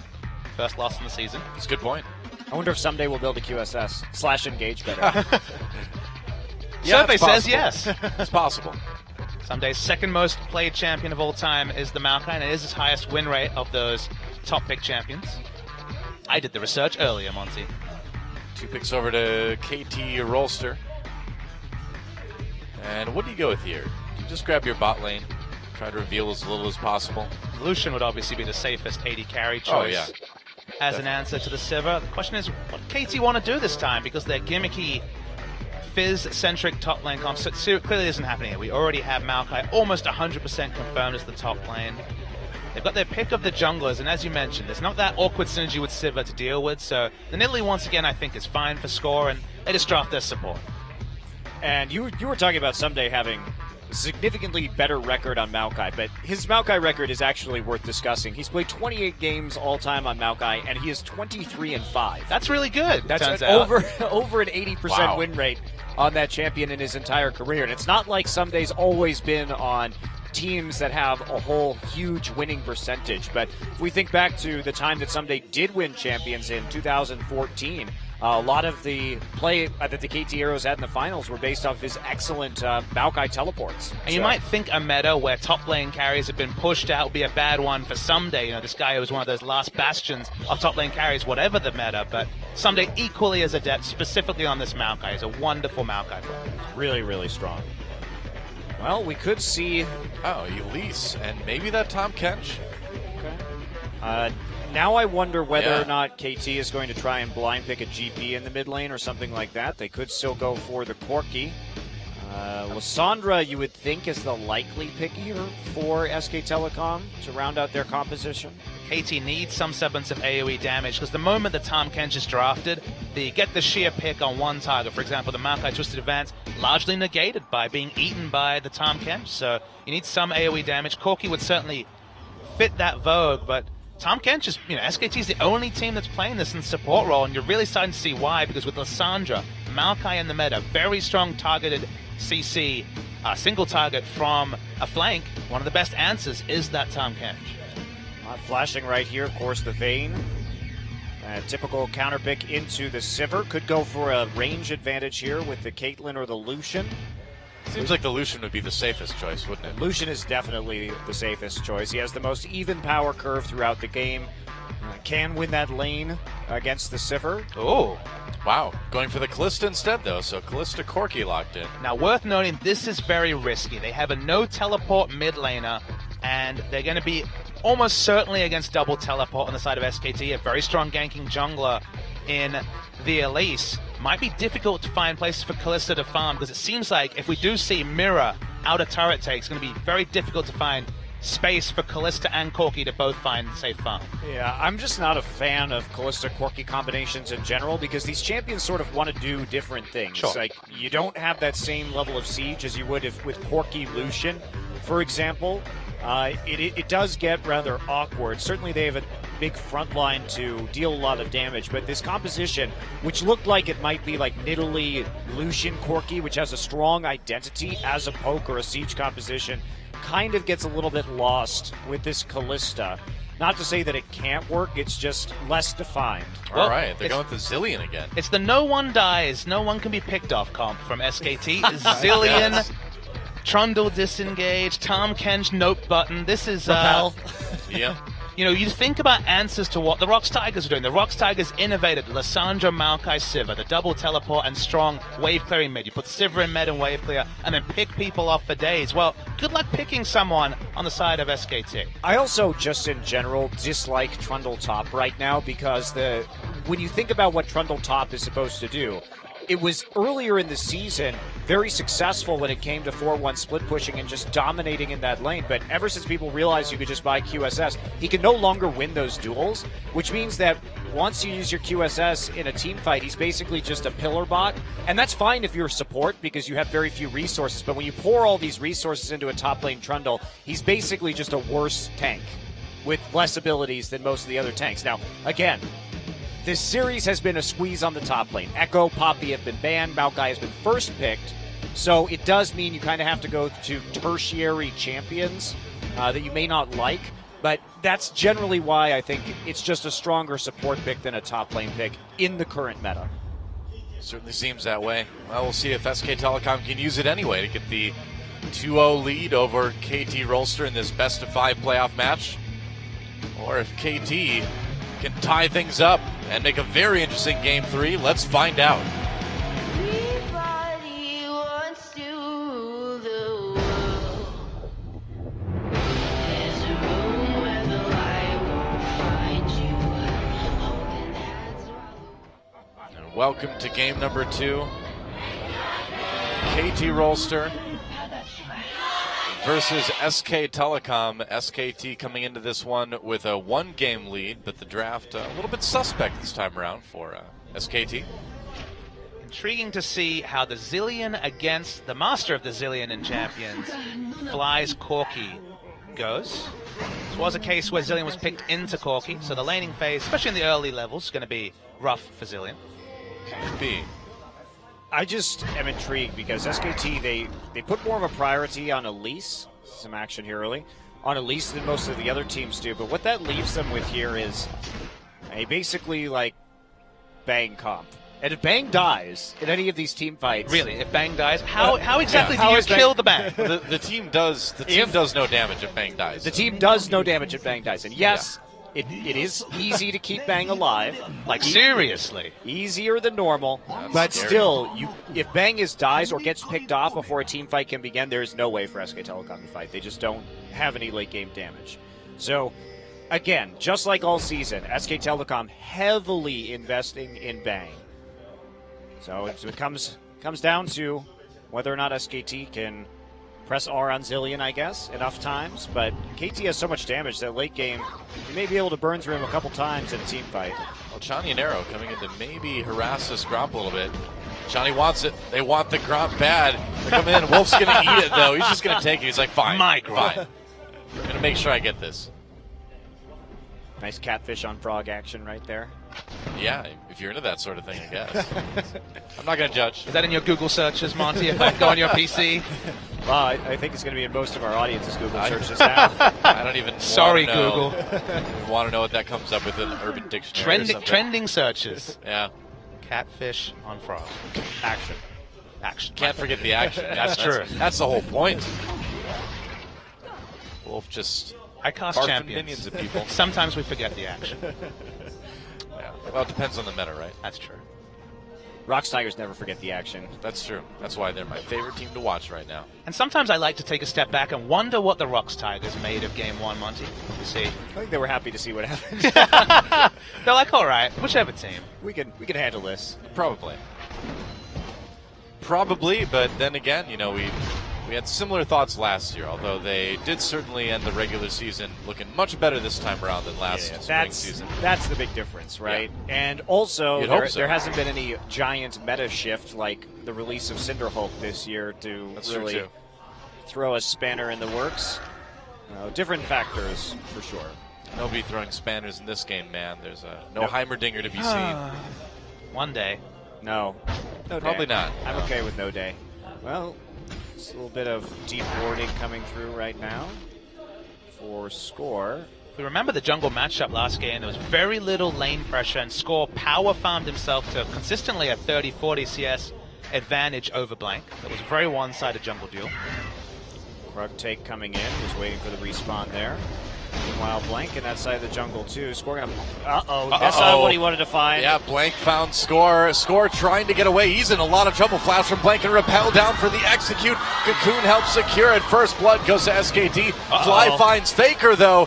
Faker with the flash, and with Blank so close, it's just a bit too dangerous. I think he could have gone for it. I think he probably could have too. Wow, uses that heal to try to get out.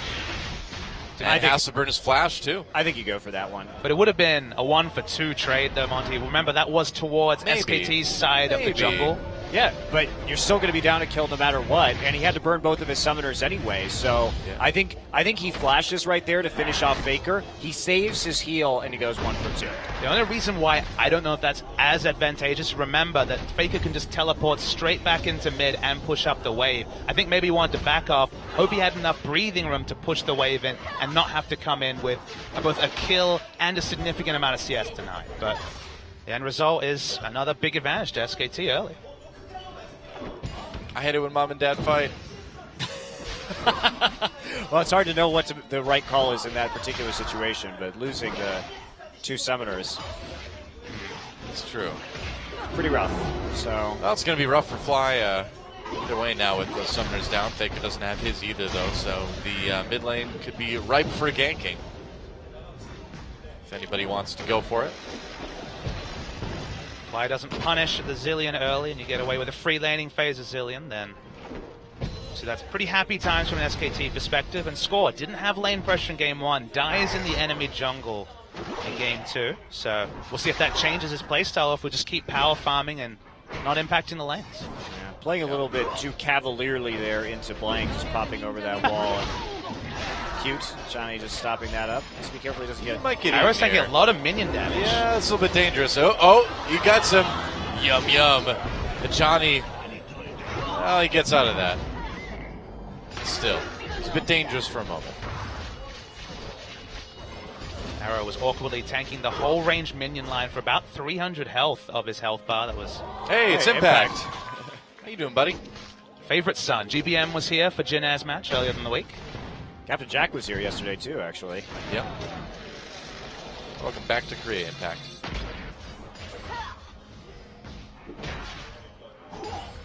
KT awkward trades, but CS at least for them is doing fine outside of Someday, who's actually been pretty significantly punished in the top lane.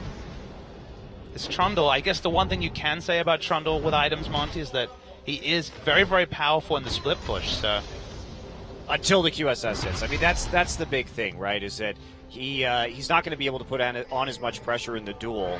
But the once question we hit is, like 3 to 4 items. but he hits those items, and it's not so much about killing the Maokai as it's killing the turrets, right? So even the QSS then isn't quite as relevant. If he can ignore the damages from the base values from Maokai, he's going to do a pretty good job of pushing down objectives. And okay, we didn't see Someday do much with a pretty significant 4-1 threat in game 1, but Trundle can do that with AD items, and you can see with the pickaxe, he's definitely starting what we'd expect to be probably a Ravenous Hydra, given the nerfs towards Titanic Hydra.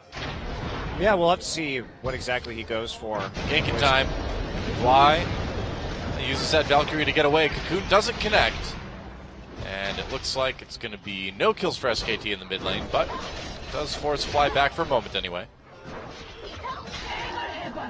2 games of standard lanes, also very different from what we've seen across other LCS regions. True. Even in Champions, we've seen plenty of lane swap starts. Oh, nice dodge from Faker. A parting bomb for Fly on the way out. Oh, Steal. yeah, Blank getting the blue buff. Score tried to steal back his own buff, but didn't work. Faker looks a little bit better on the Zillion today, I gotta say. I feel like he's just landing things a bit more frequently than he was yesterday. But knowing Faker, he probably went home and played like 30 solo queue games of Zillion. He's like, now I'm ready. Was there time for 30 solo queue games? Yeah, man. Coleman's like, Faker, did you sleep? He's like, what is sleep? I guess he had some really low queue times then too. I guess so. We are in Korea, though, Monty. Be fair. No, he just like queues up on like 5 different computers, and when one of them gets in, you just cancel the other ones. And there you go. I don't know if that actually works or not. I think it would just put all your challenger accounts in the same game together. Faker could handle that. Wolf trying to handle a little bit of action in the bot lane. Going to pop that gray health, but he's still in a lot of trouble. That's going to be a kill for KT. Arrow picking up that one. Wolf had the flash to start, but couldn't flash away from the pole. But the moment the headbutt registered, no chance for Wolf to get out. It's a nice answering kill. They're going to push up as well, KT. They have Callista, so there is Dragon threat, but with Nidalee recall, and they're clearly not going to go for it right now. Not going to take that early risk. And back to exciting top lane wars, but still 20 CS advantage for Duke. First item completion for Trundle is just so important. If it is the Ravenous Hydra, and again, there is arguments for Titanic given that we're expecting full tank after this pickaxe item is completed, but Ravenous's power level at this point seems to be considerably higher, and it was always thought of as the stronger item early. Sometimes really chunked out, but a little bit of sustain from Score might allow him to stay in lane. Yeah, Duke did pop the subjugate right there to trade favorably. They hear this. So he's got no mana. Well, There's no here comes mana. Score, yeah. Duke actually could be in trouble here. Someday, staying alive for the moment anyway. Duke or Philly flashes for it. Knew he was going to trade it 1 for 1. Kill actually ends up going over to Score, but at least Duke got it. But it looks like it may be at the cost of Dragon. Waiting to see if Someday is going to... Sorry, if Score is going to push out the lane for Someday or hold it. He does choose to push it out. That's also experience that doesn't go over to Someday. SKTelecom should be able to get the first Dragon here. And so taking a little bit of an early lead overall. Great cross-map reaction from Blank. Yeah. You can see right there, SKTelecom has taken the first Dragon 2 games in a row now. That's right. And they have that very high win percentage. KT is nearly undefeated when they take first Dragon, though. And that's actually a big point we haven't really touched on yet, is that KT is... Both these teams are very good at playing around the Dragon. They are number 1 and number 2 in this league in terms of overall Dragon control. So they get more Dragons than anybody else. And KT they are extremely good at stacking to 5 dragons. If you start that snowball early, they will finish you off most of the time. Seemed like that was the only way to win early in the season, but did diversify from there. With the pickaxe and now the Tiamat completed with the new build path for Hydra, it is confirmed to be the Ravenous Hydra for Duke. It's interesting. That statistic for KT2 used to be about 36% when they lost First Dragon. They've actually dragged it up by about 10% just in the last couple of weeks of play.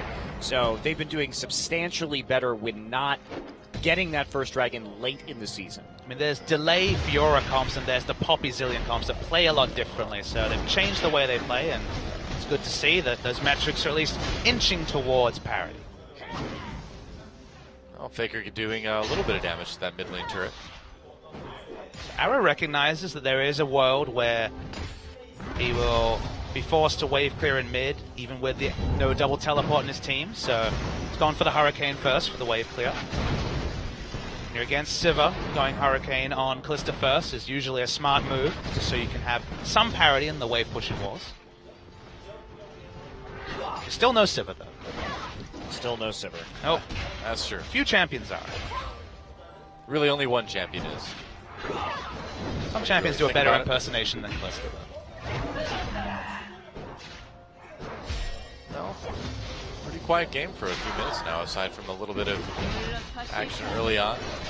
There's so much less to talk about than usual, though, because the lane swaps just haven't been on, so it's been standard lanes. We're still in Korea, where very rare to see the kills. I say things like that. Oh, nice attempt from Fly. I say things like that because usually when I do, then action starts happening. Oh, we're getting superstitious now? I'm just going off of what I have observed in my own history. It's great. Doe's been talking to an Casting esports shaman. Yep, so glad we've got That's a different game. correlation. Oh, sorry. Correlation is causation now. That's right. Scientific method, thoroughly not applied. Mice come from grain, last I checked, so this should work. That's right, flies come from rotting meat, too. There you go. Yeah. It's science. Medieval science. Get your science out of my League of Legends, Christo. Well, I mean, that's how it is. If one of the players doesn't perform well, of course, they let a little blood during the commercial break, of course. Got some Release the spirits. emergency esports leeches in the back. That's right. Yeah, exactly. Wait, have they Pretty already much. moved those to the new studio, or are they still here for Oh, today's no, match? you're right. I think the esports leeches are in the new studio. Oh, no. What happens if a player needs to be leeched? Competitive integrity, OGN, please. Well, the teams have to bring their own emergency leeches. That's right. No, they keep the leeches locked away so that you don't put any scripts on the leeches. Of When course, they get of plugged course. in, they don't download anything to the players they can use. You know how it is. Scripting leeches. Yep. Esports problems. That's right. Korea's really on another level. Well, just still kind of waiting for things to happen. No dragon, so that's about it. Here comes Ravenous Hydra to turret damage. Yep. It's not on the screen, but let me tell you, it's a lot. It is. We can see it now. Wow, he may actually just kill this turret right here. Well, Maokai just doesn't feel like he has the vision someday to step up. Finally does, but most of the turret done. Yeah, he got most of it. The proxy started. Yep, doing a bit of dirty farming behind that turret. We know exactly where score is, so it won't be a mystery. Looks like KT score on the bottom side. Blank again, taking another objective. Getting the rip trail this time. Both the Dragon. Vigor actually going to TP in for this. Wow, all right. They're just going to try to get this dive onto Someday. The turret low. Someday gets stunned by the bombs, of course. Here comes Blank to try to finish it off, and he does. The kill for Blank, taking some turret hits, but he'll get out with no health left. Is the investment worth it though? Fly's getting free time mid, doesn't have Trinity Force, but still did plenty of damage. Faker's made 2 very assertive plays towards top lane in his Zillion games. Left a lot to be desired yesterday, and I think they're losing out on the global trade here as well. Yep, 2 for 1, the turrets, and it's all in the cost of getting Duke ahead. Now, he is very ahead, but I think that once we see the Iceborne and then the QSS come down, he's not going to be able to bully Someday quite so much. Those dives are going to be much more difficult to accomplish underneath the turret, and a lot of that trading pressure that he has right now is going to be sapped away. Oh no, the wolf. Oh, they did it. Reveal them. I guess Wolf not. Bro does not reveal. Oh, well, a different wolf was coming towards to reveal them. So it did happen in the end. Plans upon plans for the wolves. Oh, double stun from Faker. Nice. Forces the heal from Arrow. Yeah. Wow, getting a summoner out with just a couple Qs. Got a nice stun to Maokai underneath the turret there, too, on the dive. Yeah. Yeah, his Zillion really is looking better today than it was yesterday. Doesn't take long for Faker to get his eye in on a champion. Apparently not. The one champion again, the one black spot was Twisted Fate, but very clearly recently his Twisted Fate prowess has been much improved. The black spot is still Xerath. That's true. Yeah, yeah. But you know, a lot of those Xerath losses was Koma's fault. He shouldn't have picked Faker into that. The blind pick first pick Xerath was a dark time for SKTelecom's drafting phase. Yeah, I'm blaming Koma for that one.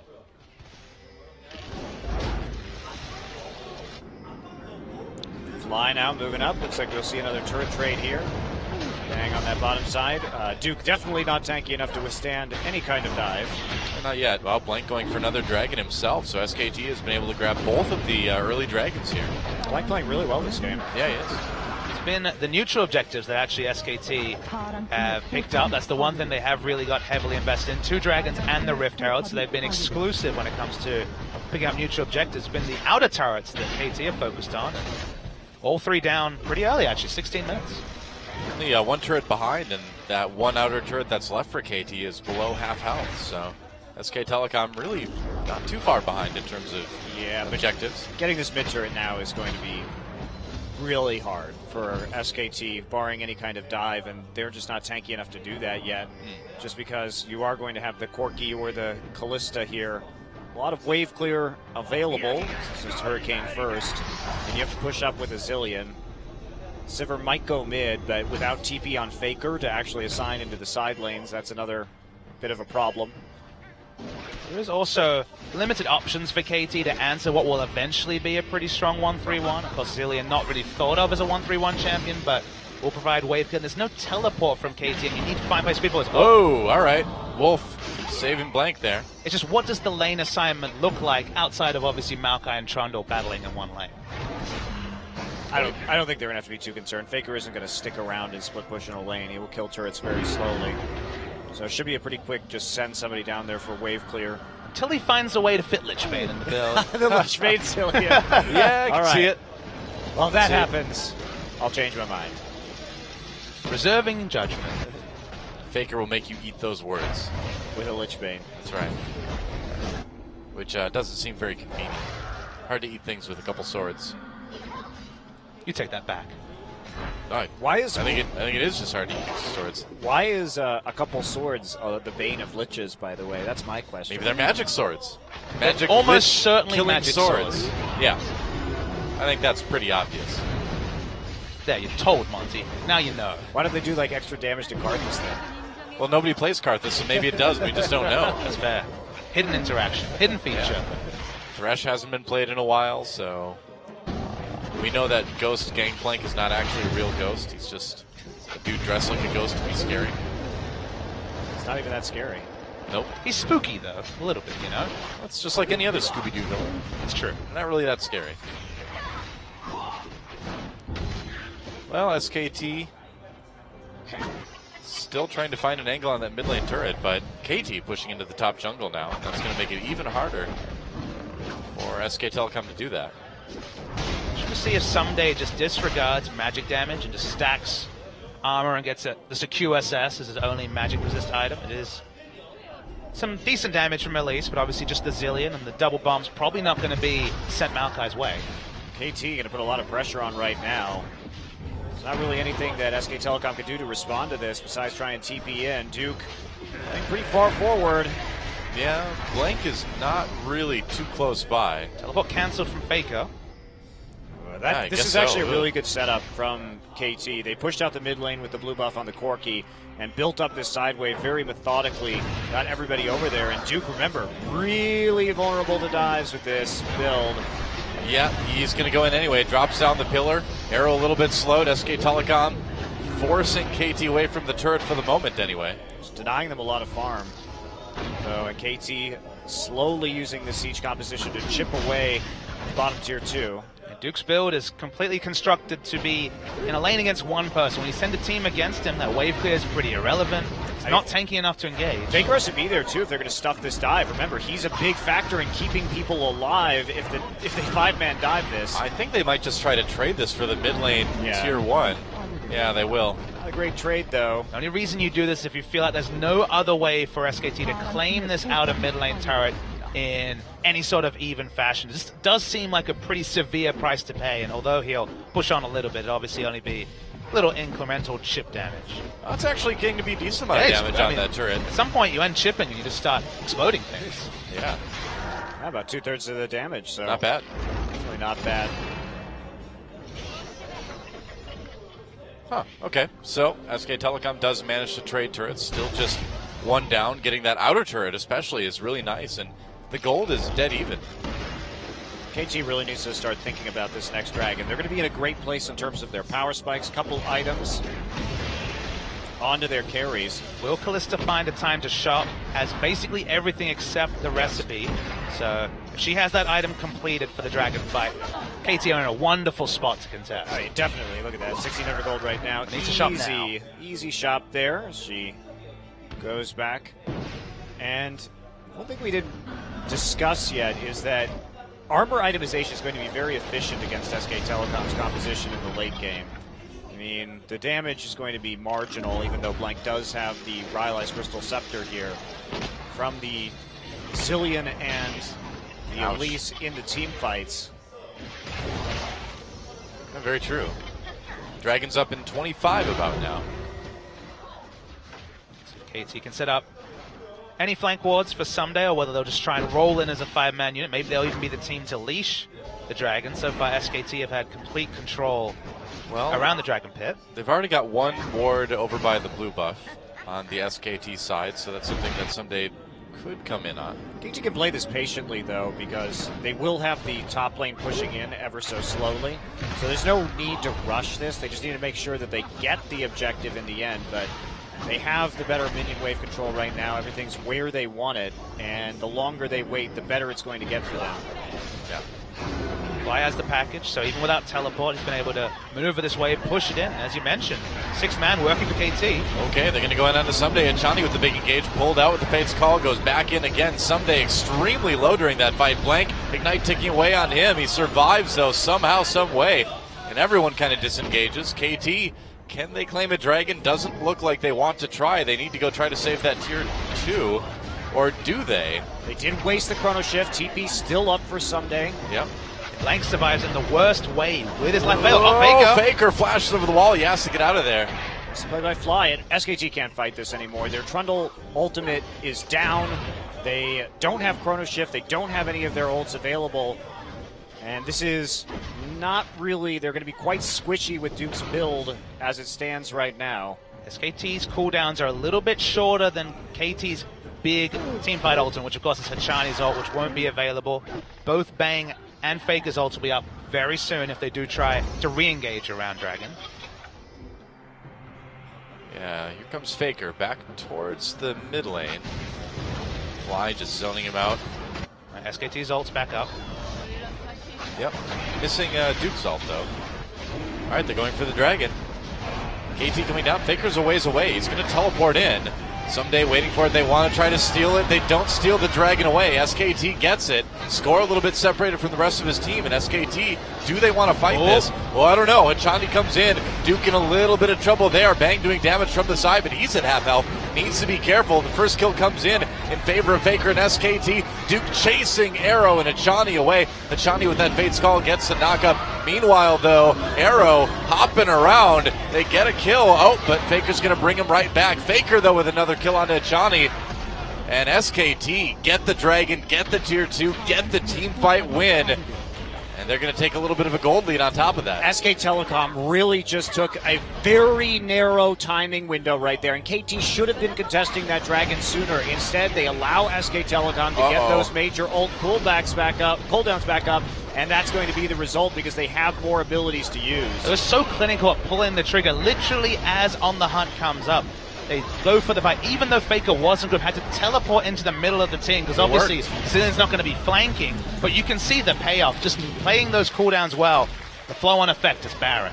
Yeah, very nicely done. As you see, the Fate's Call and the Unbreakable Will really necessary for KT. Both down. Yeah, Duke gets his ult back up too, so right there, and that means that see this re-engage. There it is. The subjugate gets used again instantaneously onto Someday, and that's a nightmare. KT missed the timing window. They should have played more aggressively onto the Dragon earlier, and instead SKT mops up the fight. Yeah, it's way too late for that Fates call and for the Unbreakable Will to mean anything at all. Really excellent timing from SKTelecom. I honestly thought it was pretty bizarre, Monty, because the thing that happened was that Blank was DPS'd out and they drew out the Zillion ult for no result. Blank had to recall all the way to base. Faker had to go back too. And they didn't start the Dragon. That's the most obvious window ever. The person being chrono shifted, not dying, is basically 15, 20 seconds of having to go to base, come back, and all that time was wasted by KT. Yeah, and they definitely could have won a team fight if all of their ultimates, I feel, had still been down. Well, remember, Maokai has basically no ult cooldown, very short. Nidalee has no ult cooldown. Corki has no ult cooldown. They were team fight ready much quicker than SKT, and they did nothing. SKTelecom pressuring this tier 2 tower up in top lane now. Getting a lot of damage in on it already. And man, I gotta say, I've been saying it all game, but Faker has been looking so much better on the Zillion. There's another stun onto Chani, chaining a little bit of that CC. Wolf trying to get up for a bite, a beef. Doesn't quite get it though. And meanwhile, it's Trundle, who's always going to have the split push advantage against Maokai with this AD build with Baron buff minions. Guess so, yeah. It's going to be free objectives. They need to send more than just Maokai down bottom. Wow, SKT looking Why does it always pretty go good this here in way? game 2. Because it's SKT, man. That's why I always say never bet against SKT. It's not over yet though. Chani comes in, pulled out with a Fate's Call, re-engaged. They already kill Fly though. Oh boy, alright. Alright, this one looks like it's pretty much over, doesn't it? In fact, this may be the game. Fly down, Chani down for a good long time. They've got the Baron pushed. Minions. Yeah, they have the damage. Yeah, they do, yeah. And got plenty of health still on the members of SKTelecom. Looks like they're going to be able to wrap up game number 2 a little bit quicker as Someday tries to go for a last-ditch engage onto Faker. Arrow and Score on the side. They do present a big threat, but are they enough of a threat? SKT may not be able to finish this now. Minion Wave comes in. Fly coming up really soon, though. I think it's too risky. Yeah, they're backing off.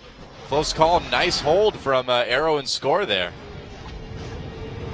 One bad team fight loses KT so much with the Baron buff, and then the impact of the Baron buff when you have Trundle with Baron buff and just with his natural split pushing advantage. This is nothing KT can do. They don't have as much wave clear as they did in game 1 because there's no Sivir this time. They're doing their best to hold the waves, but the price was sin across the map, and the pick was really nice onto Corki, and that meant the game effectively over from a KT perspective. It's really interesting how much of the game hinged really on that one fight and a very small timing window. Well, that's the thing about SKTelecom, though. If there is a game that hinges on a tiny window in a fight, SKT is the team that's going to hit that window nearly every time. That's what we've seen. They're going to go after Someday now, and Someday finds himself a little bit separated from everybody. Wolf doesn't even decide to swallow him. I'm so disappointed. Nope, got to save Bang, though. A little bit low. He's got the Zillion ult. He's going to survive, though. Not going to get to use that one. And now Score engaging. Really wants to kill Bang. He's going for it. Doesn't get it, though. A kill onto Faker comes in from Arrow. But is it enough? Nope. Fly too low. That's it. Arrow re-engaging with Chani, using that Fate's Call, but it's only the bot lane remaining. Arrow needs to be a hero here. Chani disrupting as much as he can. Finally goes down, and it's only Arrow standing between SKT and a Game 2 win. And I don't think that's going to be enough as they go in onto the second Nexus turret. There that goes. And SKTelecom, a close Game 1, but a very, very good Game number 2, able to find that split-second timing, get the big team fight win, get the Baron, get the game win. Under 30 minutes, SKT jumps out to 2-0, one game away from the Spring Grand Finals. Really well played by SKT. I mean, it's hard to fault them. They made a few mistakes in the first game. I feel they weren't as clean on their engages, but this time they really hit their timings nicely. Yeah, that was it. That was a world champion SKTelecom team right there. And the echoes of the past, whenever we seem to see KT versus SKT in one of these knockout matches with the stakes so high, KT just find it very hard to perform. We talked about how there was the parallels with the Fizz versus Maokai in Game 1, and then the play in Game 2, just really disappointing. Just on one small decision, but the snowball effect 5 minutes later, the game was over. You know, I feel like I've seen this one before, man, and I think I know how it ends. I think it ends with an SKT 3-0. Well, I mean, at this level of play, it is amazing to see how just these very, very minute windows can actually determine the outcome of a game. Yeah. And it shows how on point you have to be to play at this level of League of Legends, because you make one of those mistakes and it's a communication error where you're not talking to your team and you're not adequately judging your strength in a situation. Makes all the difference in the world. And that'll lead to SKTelecom 2-0. Yeah, one game away from the Champion Spring Grand Finals, and a rematch from the Spring Finals last year if it ends up being SKTelecom versus the Tigers. Summer rematch into a spring rematch, potentially, for SKT. Yeah, really could be. SKT, though, rising to take on everybody here. We'll see if they can close it out when we come back right after this.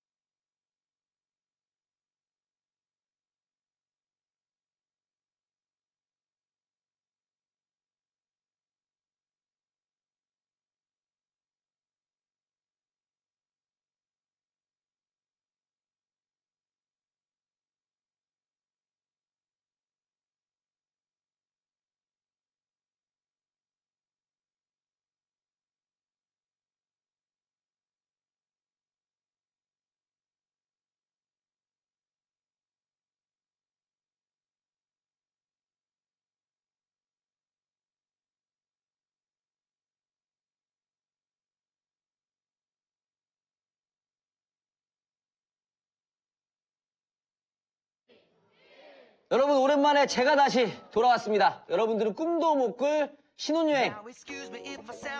네, 여러분들은 아마 안 될 거예요. 저는 그 신혼여행을 마치고 2주 만에 다시 돌아온 위클리 SK 당구입니다. 반갑습니다. 지난주는 저 대신에 강민영이 이 프로그램을 맡아주셨는데요. 너무나 잘해서 혹시라도 제 자리가 위협당하는 것이 아닐까 걱정은 했는데 가만히 생각해보니까 어차피 오늘이 막방이에요. 예, 다시 맥불 그럼 방송이 없습니다. 민영 자리는 없어요. 그리고 민영 너무 비쌉니다. 그렇기 때문에 제가 걱정이 전혀 없었다는 거. 아무튼 신혼여행 편안하게 갔다 올 수 있도록 도와주신 민영 정말 감사드리고 대놓고 대본 읽으시는 그 모습 정말 감명 깊었습니다. 저도 꼭 배우도록 하겠습니다. 자, 지난주 드디어 정규 시즌을 마무리한 롤챔스 스프링 그 정규 시즌 마지막 이야기 함께하는 위클리 SK 지금 함께 만나보시죠. 탈인 동준자, 핑크 동준. 또 굉장히 정말 영롱하죠? 예. 지난주 황홀함과 영롱함을 지닌 마성의 캐릭터 타릭이 리메이크되어서 새롭게 공개되었습니다. 근데 이거 어디서 많이 본 사람 같지 않습니까? 위화감도 느껴지지 않는 완벽한 싱크로율, 타릭 리메이크 최대의 피해자, 리메이크의 희생양, 김동준 해설이 바로 그 주인공입니다. 특히 핑크 타릭과의 싱크로율은 거의 100%예요. 지난주 관객 취업풀 70%를 가져간 살아있는 타릭, 김동준 해설의 타릭 코스프레 꼭 좀 보고 싶습니다. 동준이 형 부탁드리겠습니다. 지난주 금요일 아무, 쉔, 클템 2종 세트에 타릭을 추가하며 2클템 1동준 부적을 돌린 뱅 선수 역시 승리를 가져갔습니다. 부적을 돌리는 건 뱅 선수뿐만이 아니에요. KT LO 선수도 부적을 갖고 있는데요. 캔은 이즈리얼, 티모, 케이틀린, 이블린, 티모, 케일, 이렐리아, 티모. 눈치채셨습니까? KT, KT, KT! LO 선수가 자주 쓴다는 일명 KT 부적. 역시 승리의 부적이 되었네요. 자, 지난주 또 펜타킬이 터졌습니다. 이번 시즌 4호 펜타킬의 주인공은 바로 SKT의 뱅 선수였습니다. 이번 펜타킬이 희한하게 상대팀 선수의 합작으로 만들어져서 더 의미가 큰데요. 싸우자. 다 때리지 마. 야, 먹었어. 아, 펜타 줘. 왜? 줘. 마지막 경기인데. 형, 줘. 가자, 형, 줘. 형, 들어. 안 줘. 아, 왜 안 줘? 쏘렌쳐. 야, 그럼 쏘렌쳐. 굴줄하게 치. 쏘렌쳐. 마지막에 주다. 마지막에 쏘렌쳐 죽을라한테 쏘렌쳐. 아, 주다. 펜타 주다. 쏘렌쳐. 나이스. 펜타킬.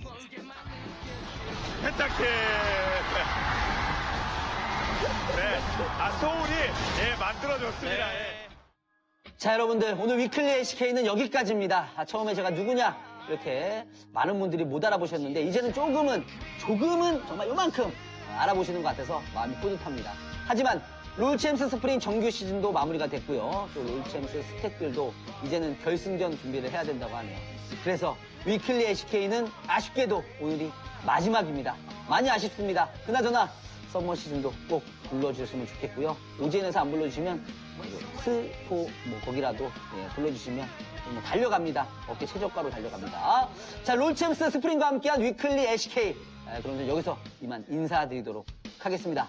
다음 서머 때 꼭 다시 만나보길 바라면서 다음에 또 만나요. 꼭 반드시 다음에 꼭 화이팅.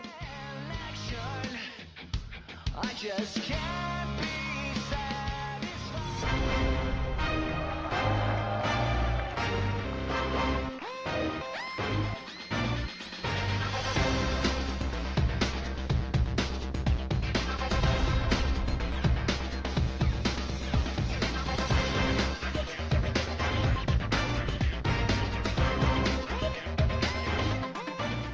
Welcome back to Champion Spring. SKT with the 2-0 and Duke getting the MVP again. Wow. Okay, Duke. Well, this was a better game than game one, though, wasn't it? Absolutely. Dominated that lane, giving himself a neck massage in his, I guess so. his picture. He's showing off his huge biceps. Oh, yeah. And maybe he's just more in tune with the 6.6 meta, Monte Cristo. There's 2 games in a row that he dominated lane against Someday, and the regular season MVP from Spring last year is putting in a pretty big argument to be the postseason MVP of spring this year. Yeah, of course, did have a lot of attention paid to his lane too, as we can see right here. Ended up being a bad trade for SKT when it came to objectives, but did serve to get that Trundle pretty far ahead. This was the big fight that really seemed to turn the game. Honestly, it was all decided from here as SKT were able to run rampant. KT ended up being pretty mortal, the Maokai and the front line. This was, again, SKT playing around their cooldowns, their much longer cooldowns, just better than KT with their shorter cooldowns could muster, and KT not pulling the trigger, and SKT just in the exact right moment to pull the trigger. Well, really, there were two choices that could have been made by KT there. Sure. Either go in or leave. Go in or go out. Yeah. Don't just kind of meander. They milled around the dragon long enough for SKT to hit that just such like tiny window. And SKT did it. And we've seen them do that before. I mean, one thing that we haven't really I was discussing yesterday actually, is SKTelecom has been playing around enemy teleport and enemy summoners extremely well recently. That's actually been one of their biggest strengths. And in a meta of double teleport, that is a huge strength to have because you will consistently get advantages if you play that outright. Yeah, very true. And also makes the meta very exciting, right? Because you do have the ability to force those fights with double TP. And a lot of people complain about the current meta. But the thing is, if you play double TP metas right, they're actually very exciting. And it's worth knowing that this series hasn't really reflected the current meta, Monte Cristo. We've had 2 games of standard lanes. We haven't seen as many teleport hijinks. It's been played at a very different place with a much longer laning phase before any objectives have gone down. And SKT, in general, have been winning the neutral objective race. And KT focusing on farming for score, but hasn't really contributed to much as the games have progressed. Well, KT with one chance left to stay alive in this series. It's do or die time now for them, and it would be interesting if this ended up being a 3-0 for SKTelecom. Not really what any of us, I think, were expecting coming into it. It would be a bit sad to have this semifinal be a 3-0, but it would also be great for the finals if SKT would be going in strong against the Rocks Tigers. It would be fitting in a kind of weird way too, given how this matchup has gone, how SKT has dominated League of Legends so far in this studio for so long.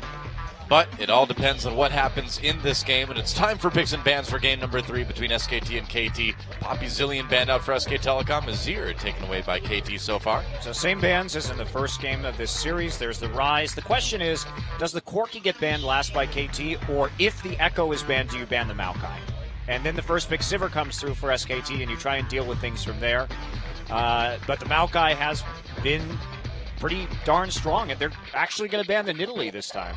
There is a change-up that we wouldn't have necessarily expected. I mean, it seems like with both teams putting the value on the red side, both teams picked for all 5 games red side priority. So we see KT back on the red side this time. Their red side counter pick, their curveball was Fizz. That didn't work. So let's see what KT tried to put together here. Will it be another gimmicky counter pick for top lane, or will they go for something more meta? Because Echo was one of the champions that slipped through the first 5 bans. Well, Echo might slip through here too. He does. Lissandra, the final ban from the KT side, so Echo is available. Will be It's taken. gonna get picked, yeah. So Sumday's answer to Echo in the Telecom Wars a couple of weeks ago was Kennen. Now the Kennen laning phase is very poor against Echo, but of course Kennen can have that massive impact in team fights if he's left to it. So the issue is, in the long lane, Echo has a lot of chase potential to kill that Kennen. Also, crucially in that draft, that the Kennen was a response to a support Trundle, right? Because he's not going to be able to use his ultimate very effectively if you don't have a tank on the enemy team to use it against. Sure. So there was that extra effect right there, and we'll see if SKT does go for the Trundle here, whether that Kennen's going to come out again. You better believe that SKTelecom is going to be ready for that. Will it be? KT thinking about their next 2 picks. Feels like Sivir Graves is the power duo. Yeah, Probably. To take in the first rotation, but Corki also, there's an argument to take that. Well, I guess if you let the Corki get through, and then you've got Duke on Echo, Faker on Corki, it gets pretty insane. Well, also, if you take the Corki Graves here, you're making an argument for SKT to take Braum instead to absorb a lot of that damage with the Unbreakable, and in which case then you can take the Maokai in the top lane again. So Sure. there's a lot of back and forth going around here in this draft. We'll leave the Sivir over to SKT. You have to expect we'll gobble it up. It's definitely a very strong laning duo. It's not the Braum or the Trundle we talked about. It could actually be a pivot onto the Alistair. But the one thing for KT is that we saw SKT 4 times in a row on red side, all 4 games counterpick from mid lane. With this Corki lock-in, you know that most of the time KT are going to be counterpicking for top, but they do have the flexibility to put Arrow onto the Corki as well. Yeah, the Varus up 2 from game number 1. So if you really wanted to go hard for a poke composition, you could take Varus, Corki, and Graves and try and set up once again. Like Maokai Trundle, perhaps, as the final remaining champions. But the Trundle is locked in. Yep, going to take the Sivir Trundle now, so still worried about that Maokai. Does give rise to the cannon that we've been kind of mulling about. Monty mentioned it, but do not steal any real meaningful stats from a cannon as the Trundle. Still get a lot of power. You don't lose so much effective gold because the only armor you're building most likely is going to be the Zonias, and health, of course, the stat you won't necessarily see outside of perhaps Rylai's. So carry top, it's in some days wheelhouse, but it's something that's largely been pushed out of the meta on 6.6. All right, KT thinking about 2 more picks here. The Lucian wouldn't be a bad way to go. Yep, Lucian, Braum, okay, sure. Deny some of the wave clear from Sivir. That's one of the nice things about having that Braum, is that it allows you to siege so much better because you can stop the Boomerang Blade from clearing the waves as you come up with your poke composition. Yeah. So there is some advantage there. Yep, they're going to go with it. SKT have shown very little about their comp. Outside chance of Echo flexing to mid. In the LPL, there's been a lot of mid lane Echo play, but it's very unlikely given that we've only seen it once in Champions, actually a tank mid lane Echo coming out from Sarsen. Bang's got the turret on, of course. Yeah, the trolling is real. Wolf always hovering over that Zyra, too. One day it'll come together. Ashe Zyra, bring it back. Maybe. A blank looked good on the Kindred yesterday. Wonder if we're going to see that. Maokai Kindred? No, they might send that Echo to mid lane after all. It'd be great Look to at that. see. I hope they do it. Wow. Well, I didn't think I'd be right this time, but there you go. They're going to take a page out of the LPL playbook, and I have to have a sneaking suspicion that, like Rookie, like Wayless, it's going to be mid lane AP Echo from Faker. Well, the nice thing is it's difficult to tell because they already have enough damage coming out of the Sivir and the Kindred that they can build Tank Echo in the mid lane here and it would still be okay. Yeah. So do you think they're actually going to send a Tom Kench top here? And again, possible. It answers the Maokai and his Twisted Advance very well. That's the only engaged CC they have realistically is the Maokai, so there'll be a lot of value in it. Nautilus would be a much safer pick. Sunday hasn't played a lot of Nautilus this season, but obviously fits the vogue of top lane tank. You've got such a powerful triple AD comp that you need something with beef in the top, realistically. Something to peel. I like the Nautilus here. The Nautilus. I was wondering where this was game number 1. Still going to have that Trundle problem. It will be top lane Nautilus, something we haven't seen very much in the last few weeks, and something we've only seen from Sunday in one game this season. Well, if there's a time to pull out picks that your opponent might not be expecting, this is definitely going to be it.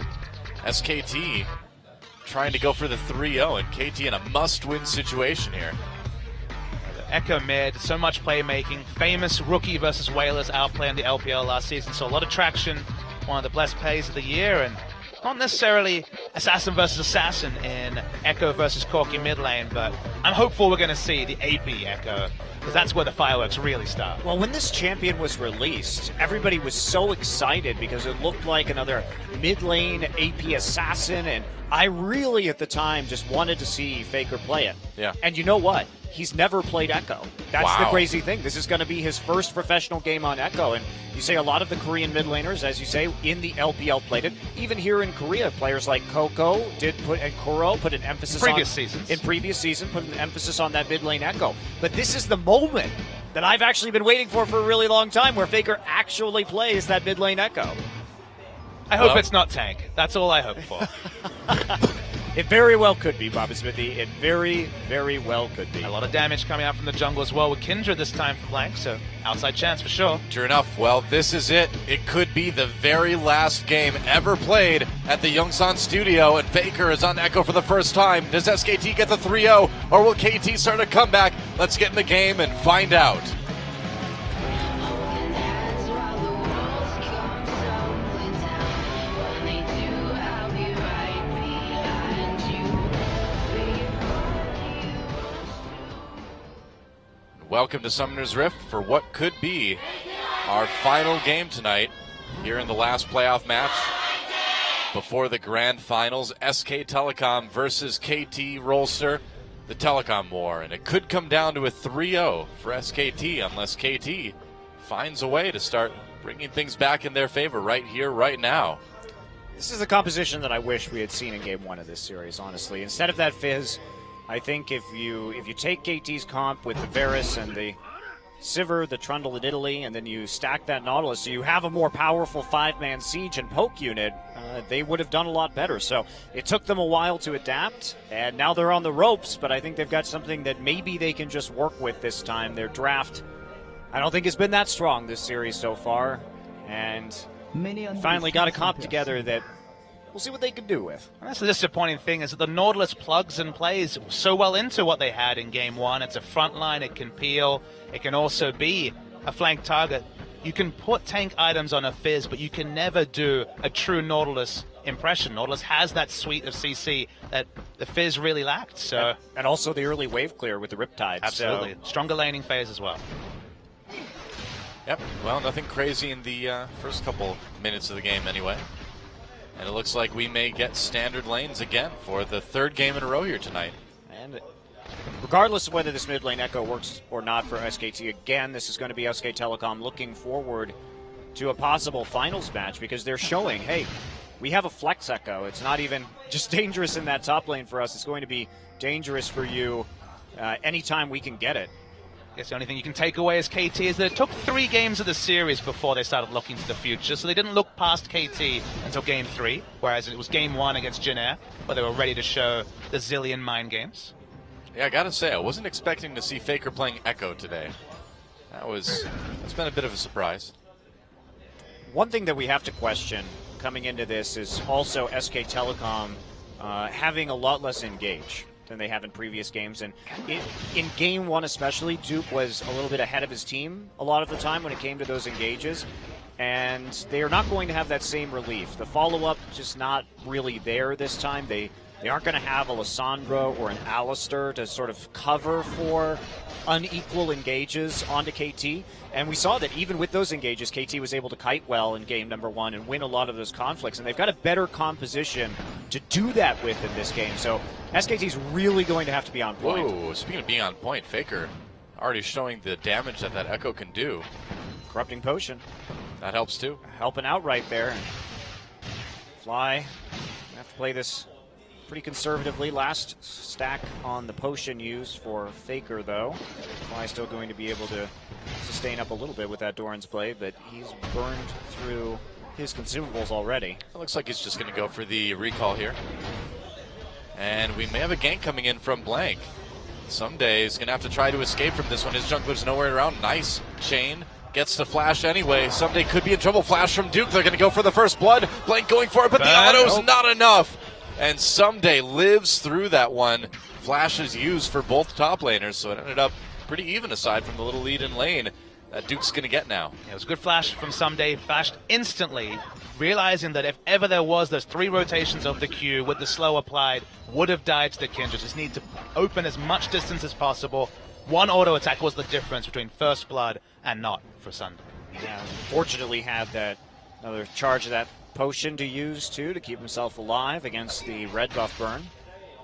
So Telecom now resetting a little bit, score back in the jungle. Nothing really to farm in that top side. Someday he decides to use his teleport early on here. Yep. Nice pillar from Wolf, getting some autos onto Hachani. Arrow's been starting to take some damage there too. Faker roaming a little bit for the ward. A really deep ward. Yeah. It's not level 6, so a little trick you can do as mid lane Echo is just ult back to lane at level 6 and keep a teleport advantage. Right. Most likely won't need the ultimate for the duration of the cooldown, or you just adjust your playstyle. But for now, no back, so it is definitely an item advantage, but only a cull picked up by Fly. It's not the biggest combat item. No, looking to try and snowball there. And interesting itemization we saw was from Faker earlier in the season when he played the mid lane Fizz, just maximizing the amount of sustain that he has off of the Corrupting Potion. But it's going to be a lot easier to play this out with an Echo, considering that he does have safer wave clear from range, so he's going to be less susceptible to poke in the first place on the Echo, so it's even better, really. Should be topped up pretty frequently. Should help, yeah. Against the Corki, given the melee versus range matchup, I expect him to go a pretty heavy sustained build, so maybe even Catalyst, which also would get value out of the corrupting, sorry, not out of the corrupting, but out of the Dark Seal and the extra regen that it gives. You know, Rod of Ages has been pretty core on these builds, and in team fights, Duke's going to be looking for the teleport flank, so Faker needs to be the one diving. That's Echo's identity anyway, but he needs to be diving, so we'll need a fairly tanky build. Health and armor would help us. There's a lot of trading in bot. Yeah. It's been a pretty aggressive bot lane for both teams here, but Bang the one coming out with a little bit of a CS edge. Trying to get that angle, but Graves is here. He's at Krugs, actually. Flashes down for someday, though. SKTelecom trying to make this one first blood. They didn't get it last time. Looks like they will get it this time. First blood goes over to Blank and Score. Just a little bit late to that one to help out. But Duke doing a really good job of body blocking the dredge line from coming through, too. Had a very good angle on the inside track to prevent Sunday's escape. Oh, Time Winder just a little bit too slow. We put the microscope on the jungle matchup during Game 1, and you have to say that Blank has adapted really well, specifically in his pathing here in Game 3 has been very smart. And if we really examine what Score's put together over 3 games, it's a single Baron steal and nothing else. He hasn't impacted lanes. He didn't gank for the Fizz lane in Game 1. In general, he's been on pure farm mode, and he's been a passenger while his team, his charges. Remember, this guy's the captain. The emotional core of the team has gone down 2-0 around him. Yeah, this really seems like one of the best series I think I've ever seen Blank play. Absolutely, especially because yesterday he was having a really hard time against Winged. Yeah. I didn't expect him to bounce back so well. Well, we had a lot of questions after that match yesterday of, if he's struggling that much against Winged, how hard is it going to be to play against a player like Score? But he has handled him so well. Very, very well prepared coming into this one. Faker able to create those big zones with the parallel convergence. Still taking a lot of damage, though.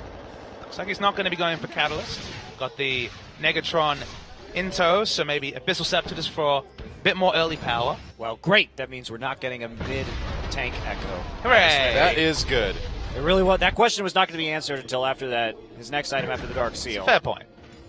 Because you can always get that Dark Seal and sell it on later and just use it for the laning phase. I saw Ruby Crystal and Sapphire Crystal from Sarsen, and I was like, oh boy, Catalyst! And no, it was actually a Barmy Cinder and Sheen, and that was when I was like, oh, okay.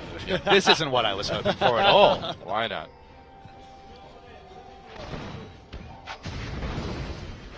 Well, a little bit of a lull in the action here. Fly, understandably, may be able to get a nice little CS edge in mid lane once he hit that level 6. Hard for the melee, mostly melee Echo to keep up like that. Faker's not doing a bad job, though. Really interesting. We've had standard lanes all 3 games so far. Yeah. Almost feels like if SKT win 3-0 with 3 games of standard lanes, it's another mind game of just hiding information about lane swaps and about certain just play styles. Because, I mean, again, every time you play an extra series before the final, it should be more and more tape for your enemies to dissect. But if all 3 games are very similar and SKT win them, there's 2 ways to look at it. You're like, well, that's what all SKT has, or that's just SKT holding strats. And we know enough about SKT to know that this is just playing into their wheels. They want to show as little as possible before they play the Rocks Tigers next week. Yeah. Well, they really got their wish as far as that went yesterday, getting to play basically the same thing every game. Siva Maokai draft. Yeah. 4 games in a row. No lane swap 3 games in a row. That's a lot of information hidden. Yeah. Also, just by shutting down Someday, we know that Someday and Score are those major threats on KT. Score has been a bit absent during this series, and with the early first blood onto Someday right here, you know you're taking some of the wind out of KT's sails, because Fly and Arrow just haven't stepped up in the same ways that Faker and Bang have to really hard carry games this season. And Fly's just not a player with a hard carry mindset. You just look at the fact that these guys have pretty similar champion pools. Honestly, Faker's identity has been more of a utility bot than in previous seasons. He's definitely been playing around Bang in a lot of their series, and yet the DPM numbers tell the tale. These 2 guys have very different DPMs despite similar champion pools, just because Faker is lane dominant, he can take games by the scruff of the neck, and that's just not something Fly has shown at any point this season. Yeah. And that's something that Someday used to be able to do on some of those carry top laners, but now that it's kind of a tank meta, he hasn't been able to quite perform that same way. It's been tough. Fly, though, that said, getting a good amount of damage in on that mid lane turret. Dominating the lane. Yeah. See, again, he, just like in game number 1, using that poke advantage out on top. And Blank takes some big damage from Score there, but Score may have to, okay. Activate the dragon. Yeah, that was a bit interesting. Blank drops the Lamb's Respite. Fly could be in a lot of trouble here, waiting for that to end. Someday comes down with the teleport, though. First kill comes in, actually kills on both sides, as Someday picks one up onto Blank, but Score taken down as well. Faker on his own, jumps back on the Fly, and there's a kill for that mid lane Echo. Someday still chasing, but Duke is going to stop him. Here comes Bang and Wolf, and now Duke the one in big trouble. You know, I know he's made to like stay under the water, but he was in over his head that time. Well, that I was just a don't. Nautilus joke. I got it. There you go. All right. I just am really confused as to why Score autoed the dragon right there. Took a bunch of unnecessary damage. TB now coming down. Faker. Huh. He just really wanted to kill that pink ward. Got to kill the pink ward. Hate that pink ward. Ah, there, got it. 5-minute cooldown for 25 gold. 30 gold, excuse me. My apologies. All right, let's watch that fight again. It was a bit interesting. Well, Score gets the early damage advantage. He goes. That's just very weird. Yeah, because right there he takes a ton of damage from the dragon, flashes over, and then as a result of that damage, just gets singled out by Duke. He could have lasted for a little bit longer right there, because all Duke would have had was auto attacks left to try and burn him down. But instead, it makes it very easy for Fly to come back. Faker going to pick up the kill, and so low. Nice twisted advance there, prevents any kind of follow-up from Someday, who had already used his flash. Yikes. Yikes indeed. But that was was lead off Faker. Oh, not going through all the way with the dive. It's not done yet. Had Tara aggro though, so he's done. Now he's done, absolutely. But that was KT once again caught making an aggressive move. We saw Score get caught in the similar fashion earlier in the series, and once again, he's the one in the enemy jungle. He's going to get collapsed on faster because Faker's on his side of the map, so of course he's going to react faster. And you really have to point to Score and ask, did he have the backup for that move? Was the communication clear? Because once again, Someday was second to teleport, Fly was second to rotate, and SKT won another skirmish. Yeah, I mean, in the end, SKTelecom has just been straight up better for the most part in the team fights we've seen tonight. And that's been largely the difference in SKT. Third game in a row, third first dragon in a row. I think you're underselling SKT. I think they've actually drafted better than KT as well. Specifically game one, we'll keep coming back to. In general, I would say over the 3 games, comfortably drafted better. KT, it's a head scratcher. I wouldn't accuse you of underselling SKT. I was going to say, that's the first time anyone's ever accused me of that. But. Too often, Doa, but you managed it somehow. Undersell SKT? No. I don't know how to do that. How do you undersell a team that's going to probably win 3-0? But it's looking like it. Looking good. Yeah, working on that bot lane turret now. And where does KT go from here? How do they turn this one around? I mean, they still have the stronger siege composition, so they can actually get to the point where they can comfortably group up.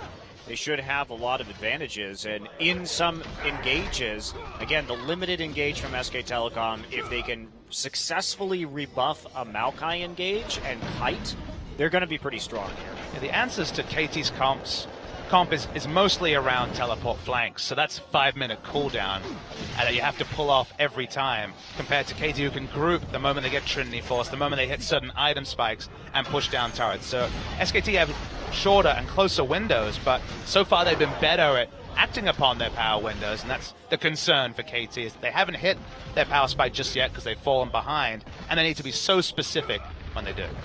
You know, they've been getting nearly every Rift Herald, too, this series. They've been getting nearly every objective. It's the third game in a row they've had first Dragon. Is it one Baron?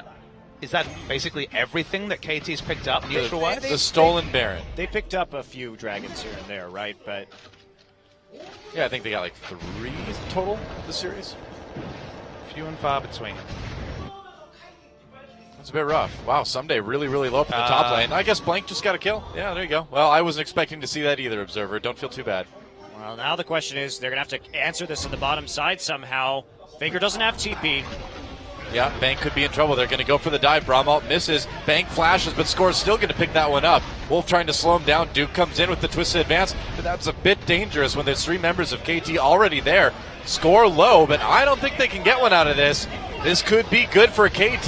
They're going to bring it back under the turret. Score flashes. Duke wraps him up, so that will be a 1-for-2 trade at least in favor of KT. Faker looking for Achani, though. I think he knows exactly where he is. Yep, there's the time winder, and Achani is out of time. And life, and hit points. Across the map, I believe 3 for 3 overall. Yep. Blank actually managed to walk from killing Nautilus at his inner top lane turret to getting an effect down bottom. That's fun. Not bad. SKT still maintains that kill lead and a nice 2,000 gold lead. Let's watch what happened up top lane. Okay, Blank just decided that. Remember, some days at almost full life, and this just lets you know that if Kindred gets a little bit ahead, he just walks literally down the lane, proxy kills a Nautilus. Wow. All right, then. Soloed. And Faker's going to take that advantage of not having the dual lane of KT there to actually grab that turret that was already very low. So staying in the right place. So SKTelecom continues to expand their gold lead when the dust from all those cross-map plays actually settles someday. Getting the first few hits here down onto this turret, but that's not going to do much. Faker's teleporting. Yep. Trying to come in from behind, it looks like. Arrow is there already, though. Duke needs to be a little bit careful. Here comes Wolf. Faker coming from the tri-brush right now. Blank soon behind. Parallel conversions drops in. 2-man stun from Faker. Oh, that's beautiful. And Achani now trapped under the turret. Blank, meanwhile, finds Someday again. And can you say 3-0?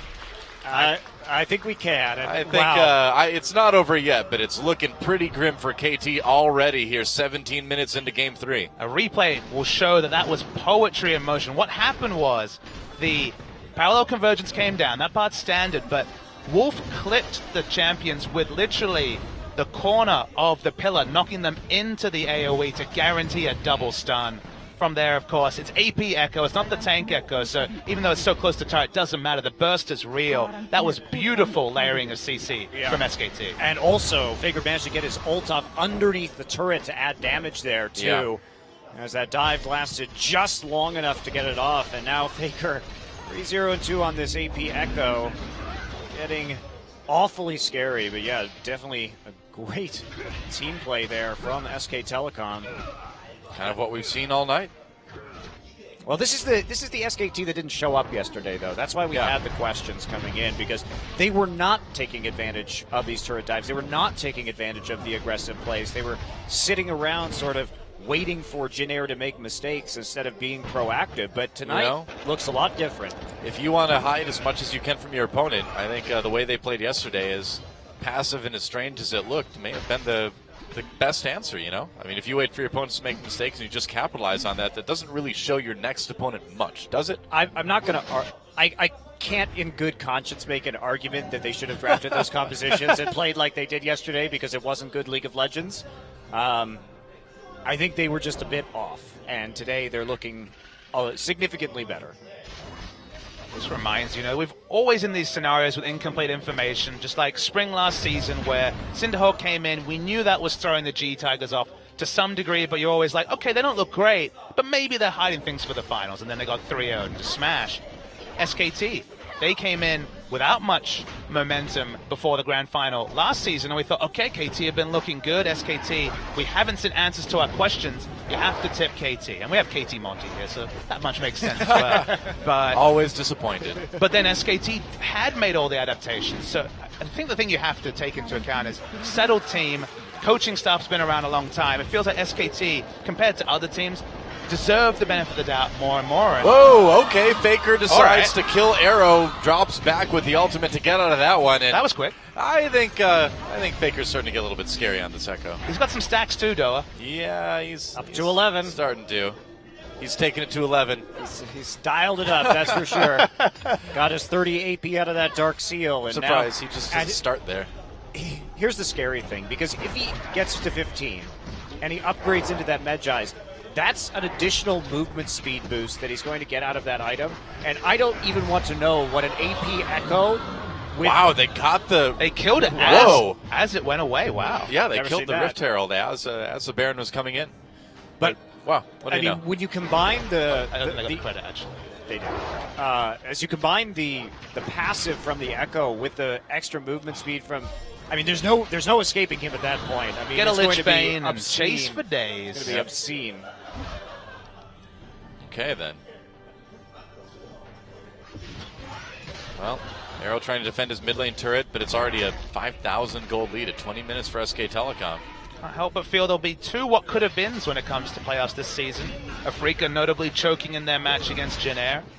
I'm not saying KT's choking, but we were expecting them to be fierce competition today, and drafting game 1 certainly questionable. SKT in game 2, just one mistake, they pounced on it, and game 3 seems to be the culmination of everything, and SKT really running away with the series. Yeah.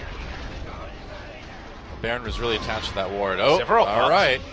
They're going to go in on this, it looks like. Thinking about it, blank over the wall. Oh, they've caught Someday again. Well, it's definitely not Someday's day today. I gotta say, some consistency in KT's performances have been around Someday, and it's not a great stat because Someday was definitely targeted and taken down in the summer final. Was targeted and taken down by the Rocks Tigers in the quarterfinals of Worlds. And in Champions today, Someday once again has not had the best series. Well, I think it just goes to show as this Barrett's being taken down that KT has, even though they're an elite team. Okay, well, Faker just deciding to do the old Fine 1v4. time. Going back with the ult. A lot of low health members of SKT, though. Baron taken by blank in the end. And now Faker, full health, going in onto KT Rolster. Isn't enough, though. Exhaust onto Fly. I think it's looking pretty good. Faker takes out score in the back lines. And now KT on the run already. 10 kills down. Nearly 10,000 gold down. And Faker just looks unstoppable now. Took a year, but we got it, Monty. We got to see Faker on AP Echo. I'm so happy. 5-0-4. It really doesn't get too much better than this for him, does it? So, as I was saying, one of the things that we really haven't seen from KT in their iteration last year with Nagne and Peekaboo, and their iteration this year with Fly and Arrow, is that as good as their teamwork is, and as good as their understanding of the game is, they lack another carry threat. And I think you're really hitting the nail on the head, Papa, is that they have, when Someday gets shut down, they don't have much left, right? Score, even in this carry jungle meta, and the fact that he was really farmed, especially in game 1 on that Italy and landing a bunch of those spears, chunking people out, it's just not enough. They need something, they need more punch from either the AD carry or the mid lane role, and it's been a consistent problem. Seems that way. Oh boy. I feel like we just saw this about 20 seconds ago. Oh, more than that, because it takes longer for somebody to come back after being dead. So I guess it was more like about 40 seconds ago. Yeah, Fly on the run. He should be able to get out of this, I think. Well, he Bank packaged in pops the aggressively, ult. remember? Yeah, Sivers pretty fast. Ooh, Fly can do damage, though. Gotta be careful. Big one gets absorbed by some minions, though. He's playing around the vision. Yeah, he is. All right. Oh, nice boomerang blade from Bang. Oh, dodge. And Here now comes Kai's Duke. there, yeah. He TP'd in for this. Okay. Oh, not even the assist. Poor Duke. Well, meanwhile, Blank dies. But I think that's going to cost KT an inhibitor here. A couple of dragons means that threat is really high. Uh-oh. He's got the Magi's now. All right, Bank could be in trouble, though. Low health. Arrow, though, a little bit lower. Duke looking for one. Gets the kill. They trade 1 for 1, maybe 1 for 2, but it doesn't matter. Look at this. Faker just going after the inhibitor himself. Meanwhile, the mid inhibitor turret is dying. How do you feel about split push supports, Noah? I feel great about it, man. Duke just going out, killing score. Wolf showing up to help out with that one. Actually, no, Wolf stealing it like the bloodthirsty support he is. And this game is all but over, guys. KT are checked into a Naver account, buying tickets for the final. They're certainly not going there. So. Well, if they're going there, it's only as spectators. Faker gets knocked out, finally the killed off. No. All my stacks. Well, we'll see if he sells it right away. Yeah, you should sell it now. Probably. Maybe he can finish that Zonia's. So sad. Well, there's 13,000 gold lead for SKT. So sad. I He's was not sad. selling That's the it. second time I've nearly seen an Echo with 15 stacks on Magi's.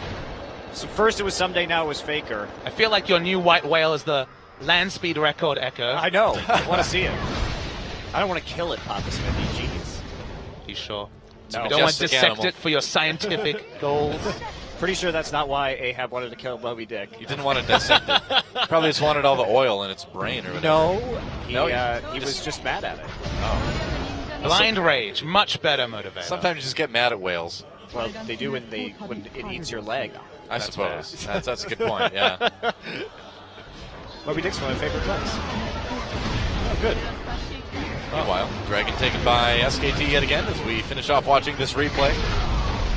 I mean, at this point, it's just a culmination of the early game. It's a very much a meanwhile act because Faker split pushes multiple turrets and an inhibitor. And you were right about the support Trundle, because apparently that could split push as well, as Wolf just split push the mid lane. Yeah. Again, while this was all happening. Oh, Faker kept the Magi's, by the way. He's like, no, I can rebuild it. Don't worry, guys. I can get those stacks back again. He just wants to one-item buy the Zonias. Doesn't want to sell anything. I think so. I mean, it's pretty silly.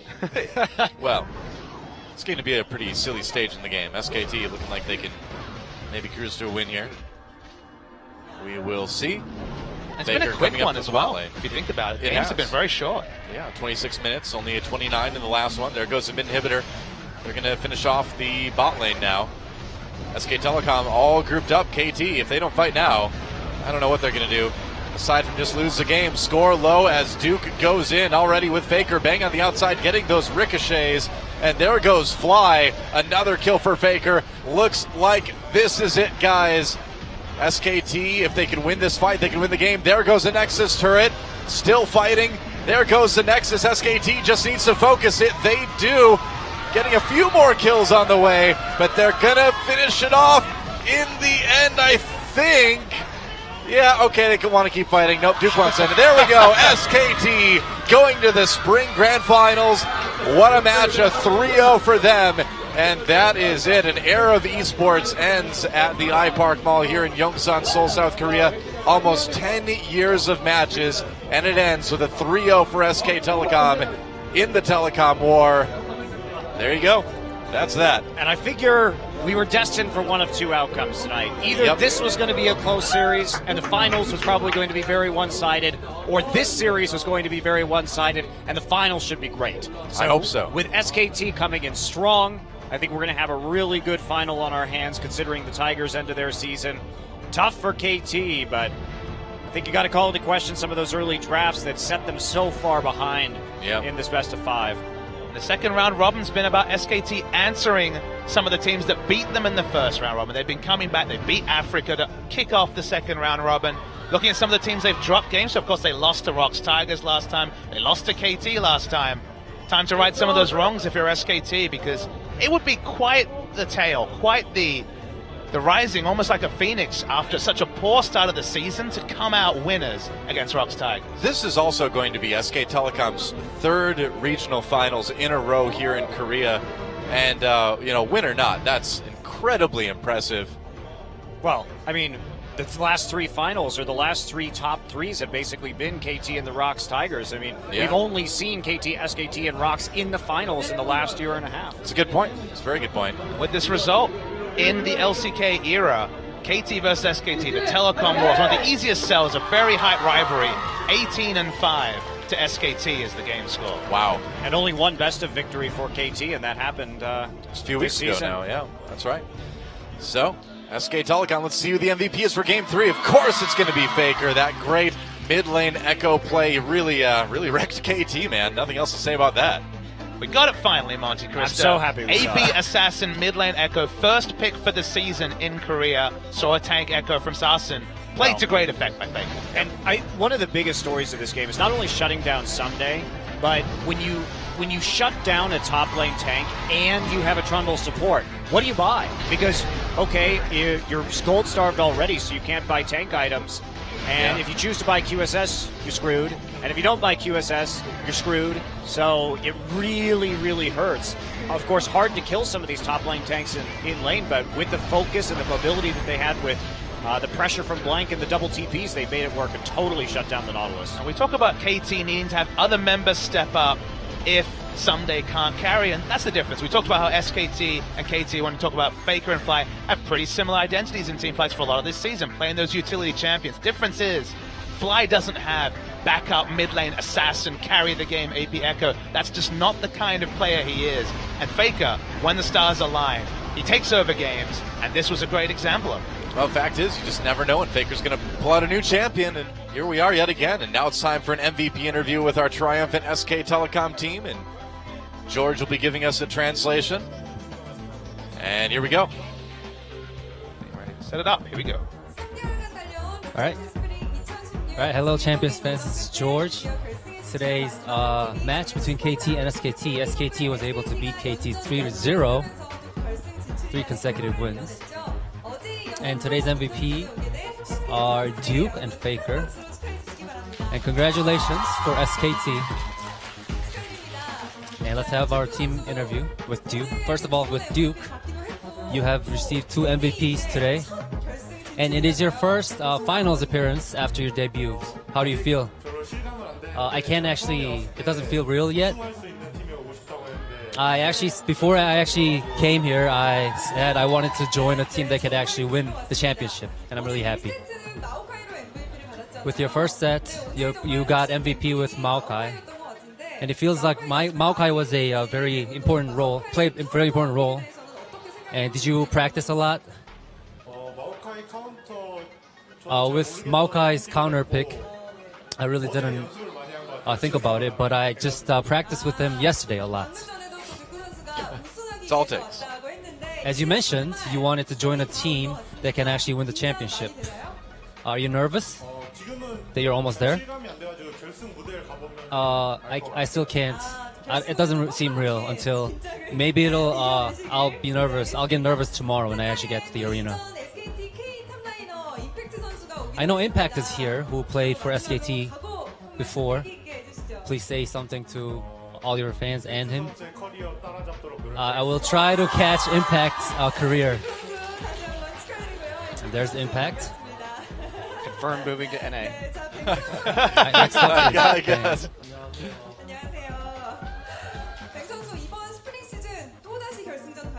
Yep, you guys made it to the finals again. Did you feel good? When always coaching staff tells me, they actually ask me what the probability of us winning is. I just tell them honestly. I said 70% against Jinair. Against KT, I said 90%.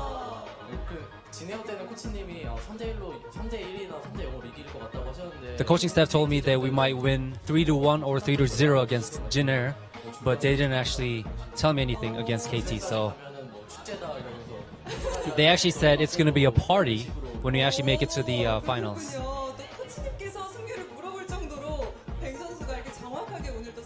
Yep, the coaching staff actually asked him for the probability of them winning. I know you guys actually lost to KT this season, 2-0. Did it become your motivation?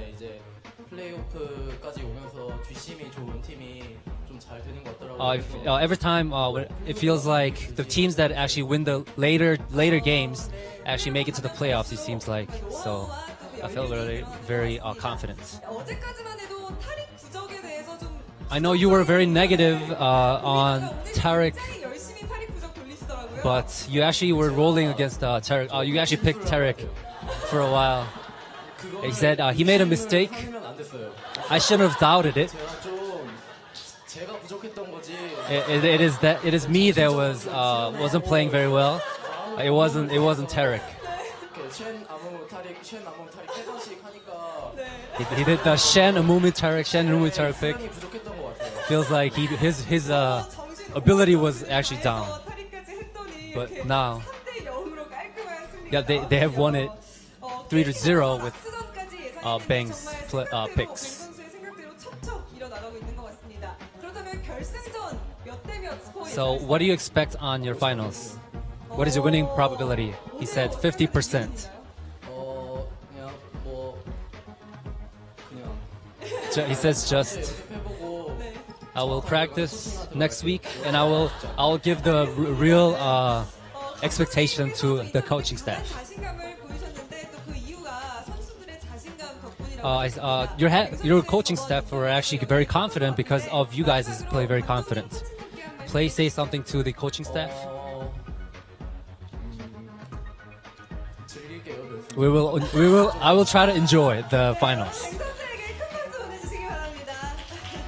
Alright, that was it for Bang. 자, 이제 울프 선수 만나보겠습니다. Next up is Wolf. 안녕하세요. 네, 울프 선수 정말 오늘 깔끔한 승리 가져갔습니다. 결승 진출 소감 어떠신가요? How do you feel about making it to the finals? 지금까지는 별 생각 없었는데 I actually didn't feel much until now, but when the coaching staff came up, said, we believed in you, and he was very touched, 되게 감회가 좀 새로운 것 같아요. 저번 and it feels really new because it didn't happen last season. SKT 저력이 아닐까 싶습니다.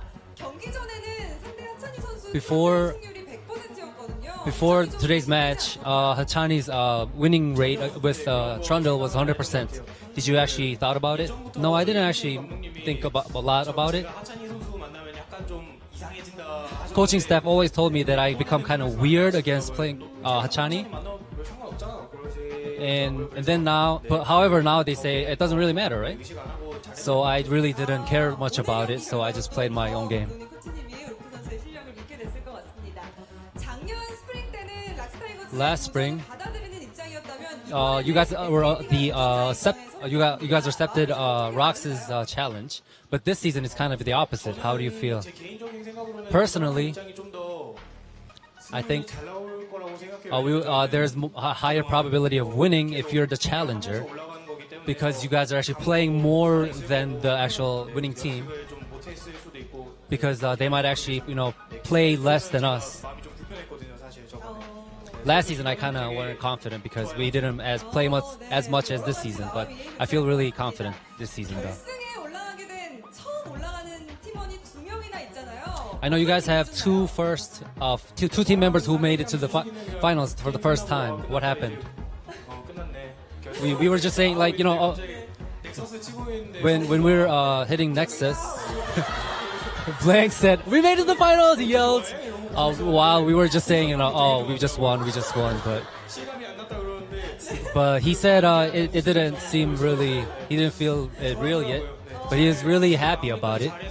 Hopefully, 마음으로 끝났으면 좋겠어요. hopefully next week finals we get the same feeling for today. 마지막으로 울프 선수 팀원 전체에게 한 말씀. Alright, please say something to your team members. 사실 저뭐 주신이나 상혁이한테는 fact. 별로 지금까지 계속 해왔으니까 I know we've been playing all along with other team members, but Blank, 좋은 뭐 추억이라고 해도 될까요? hopefully, 쌓아주고 싶어요. 다 같이 hopefully I want to make good memories for him. 우승하고 싶은 팀에 들어온다고 했듯이 For Duke as well. Duke also said he wanted to join a team that wins the championship, so I just want to give him a good memory as well. 나눠보겠습니다. 안녕하세요. 안녕하세요. Alright, next up is Blank. 블랭크 선수 어제는 잠을 좀 못 잤다고 했는데 오늘은 You said you didn't sleep much yesterday. How is your condition? 또 있고요. I've slept very well today. 실감이 안 나네요. It doesn't seem really. I can't believe it. Seems like it's a dream because it's something that I've been dreamed for a long time.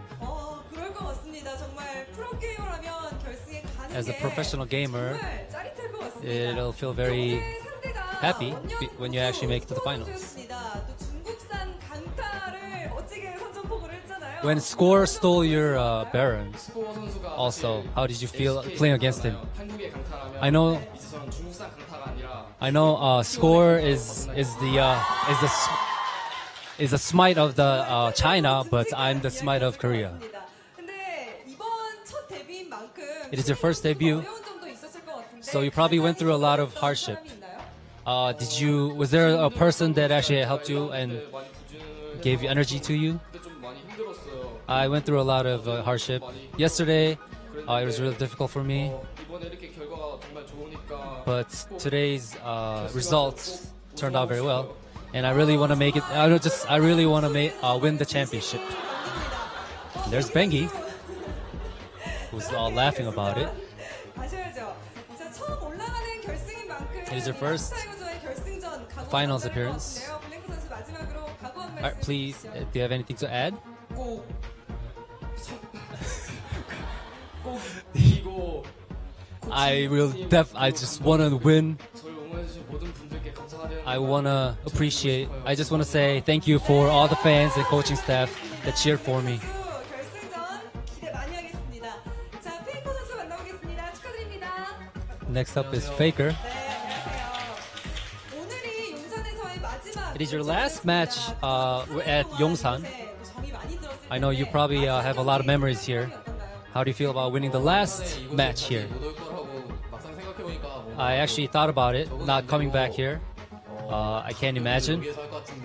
It feels like I'm gonna come back next year again, next season again.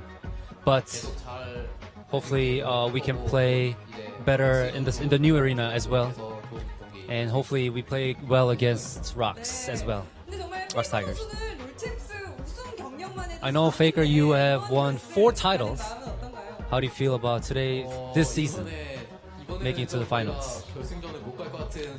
It felt like we weren't gonna make it to the finals if you look back to our season, but I'm really thankful that all of our team members played very, very well. 에코 선픽을 가져갔는데 탑인 줄 알았는데 I know on the third set, you picked Echo.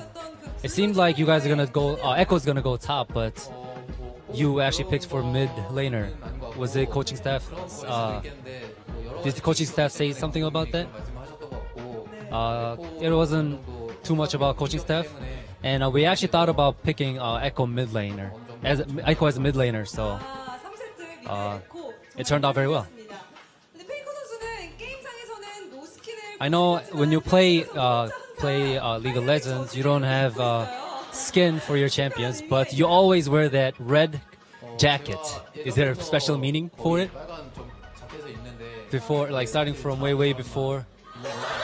He said he used to wear a red jacket all the times, but it's only for the players who are very good. If you're good, you can wear the red jacket. I'd buy it. 아 근데 이 말을 하자마자 And there's Baby wearing a red jacket. He's so good he doesn't even need to play. That's how good he is. Yeah. It's only for the good players. Got to be 2-time world champions to wear the red jacket. True. 그럼 결승전에도 혼자 입을 생각인가요? Are you gonna wear that red jacket in your finals? It depends on how cold the booth is there. It seems like I remember that it was always cold, so I'll probably wear it. 수 있을지 자신감을 I know in the even years, you guys always lost. It feels like you guys may break that jinx. It is our 5th finals appearance, or 5th time trying to get the title and the 5th win. I don't know how many. Please cheer for me even if you didn't see our past finals. Hopefully they cheer for me as well. Congratulations for making to the finals, SKT. All right, that is it for the interviews. Back to you guys. All right. Thank you, George, for the translations. And yeah, that's it. SKT with the 3-0. It's important to note, SKTelecom has never lost to finals. They've actually made it to. That's a good point, too. So Yeah. they have typically, and by typically I mean always, delivered when it came to these final matches. Wow. When they get there, they win. Well, there's the results. You just saw them happen. 3-0 for SK Telecom in the last telecom war to be waged here at the Yongsan Stadium. And wow, that means SKT versus Rocks Tigers in the finals. It's a flashback to the spring finals last year. We know how that turned out. I think this one's going to be a bit closer. Yeah, I really do. I mean, given the strength right now that we've seen from the Rocks Tigers, is it winnable for SK Telecom? Absolutely, I think, having seen that series today and their improved execution. But you're probably still going to tip the Rocks Tigers in this one. They did falter a bit towards the end of the season, running maybe too many damage threats in some of their compositions, like 4 damage threats, and that got a little rocky at times. I mean, the big optimistic point is I think the Rocks Tigers are good enough to win a game, and we've seen 2 3-0 finals in a row, so it's time to see some competition. We didn't get it today by KT, but everything we've seen from Rocks suggests it's not going to be a repeat of last year, and it should at least be a closer final. That's true. So, yeah, that's it. It's going to be an awesome finals, and it's been an awesome bunch of years doing an awesome decade. Doing broadcasts in the studio. Yeah, for us, it's been like 4 years or so. It's been about a year for you now. And we're moving to something bigger and better. Like, the new stadium is absolutely amazing. You and I are casting some Hearthstone there tomorrow. You can find that on OGN Global, on Relegation Twitch TV. matches after the grand That's final right. will be in the new stadium That's as well. going to be the first league stuff in the new stadium. Yep, that'll be the promotion matches, relegation matches, whatever you want to call them. But this new studio is insane, man. It's like 800 seats in the main hall. It's going to be very, very cool. But one last lingering look at this studio that's, of course, seen so many memories in esports over the years. StarCraft 1, StarCraft 2, Blade and Soul, World of Tanks. I think they even did like Tony Hawk's Pro Skater in here at some point. There's been so many games that have been played competitively in this studio. Literally dozens. It's a historic place, and we're fortunate to have gotten to be part of that. So, yeah, and thank you for being part of the viewership for all these awesome matches. We're not done yet. We're just moving to a different place. Yeah, more studios too. I mean, we talk a lot about the 800-seat main studio, but there are also like 2 sub-studios, one of which is about the size of this studio. Well, the smaller studio there is still slightly larger than this one, so, yeah. It's almost like they're recreating Yongsan, but also upgrading for the needs of 2016 Korean esports, which 800 seats, is it going to fill every time? Maybe, but... Yeah, well, when you think about when this studio opened up in 2006, that was a very, very different time for esports, globally, of course. I mean, Korea's been having esports competitions for consistently, that is, for a long, long time. But, yeah, especially globally, you think of where things went in the last 10 years, it really is insane. I mean, since I got into this in the last 5, it's been a roller coaster ride. You've been in it longer than me with a couple different games, and kind of makes you excited about where it's going from here, doesn't it? It's cool. Yeah. And I don't know. We need a new desk, too, so I'm not going to miss this too much. That's right. The new studio is awesome. And that's the thing. 800 for literally every day, for 4 match days a week, is a massive stadium. And it should look... Oh, yeah. I'm just waiting to see it under lights with a full house. That's what I really want. It's like 2-tiered. We've had like special kind of sneak previews of how the stages are going to look. The for photos the are out there games. on Twitter as well at this point. That's right. Well, I mean, the stages aren't done yet, though. Sure. We've seen what it should look like when it's done. We can't talk about it yet, so don't ask. But it's really good. It's going to be really good.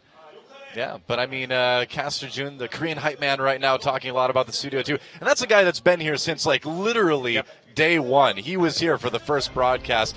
And that's it. Again, thanks for watching, guys. Next time you see us, we'll be in the brand new OGN Esports Stadium. It's going to be awesome. We'll see you then. Oh, I almost got it.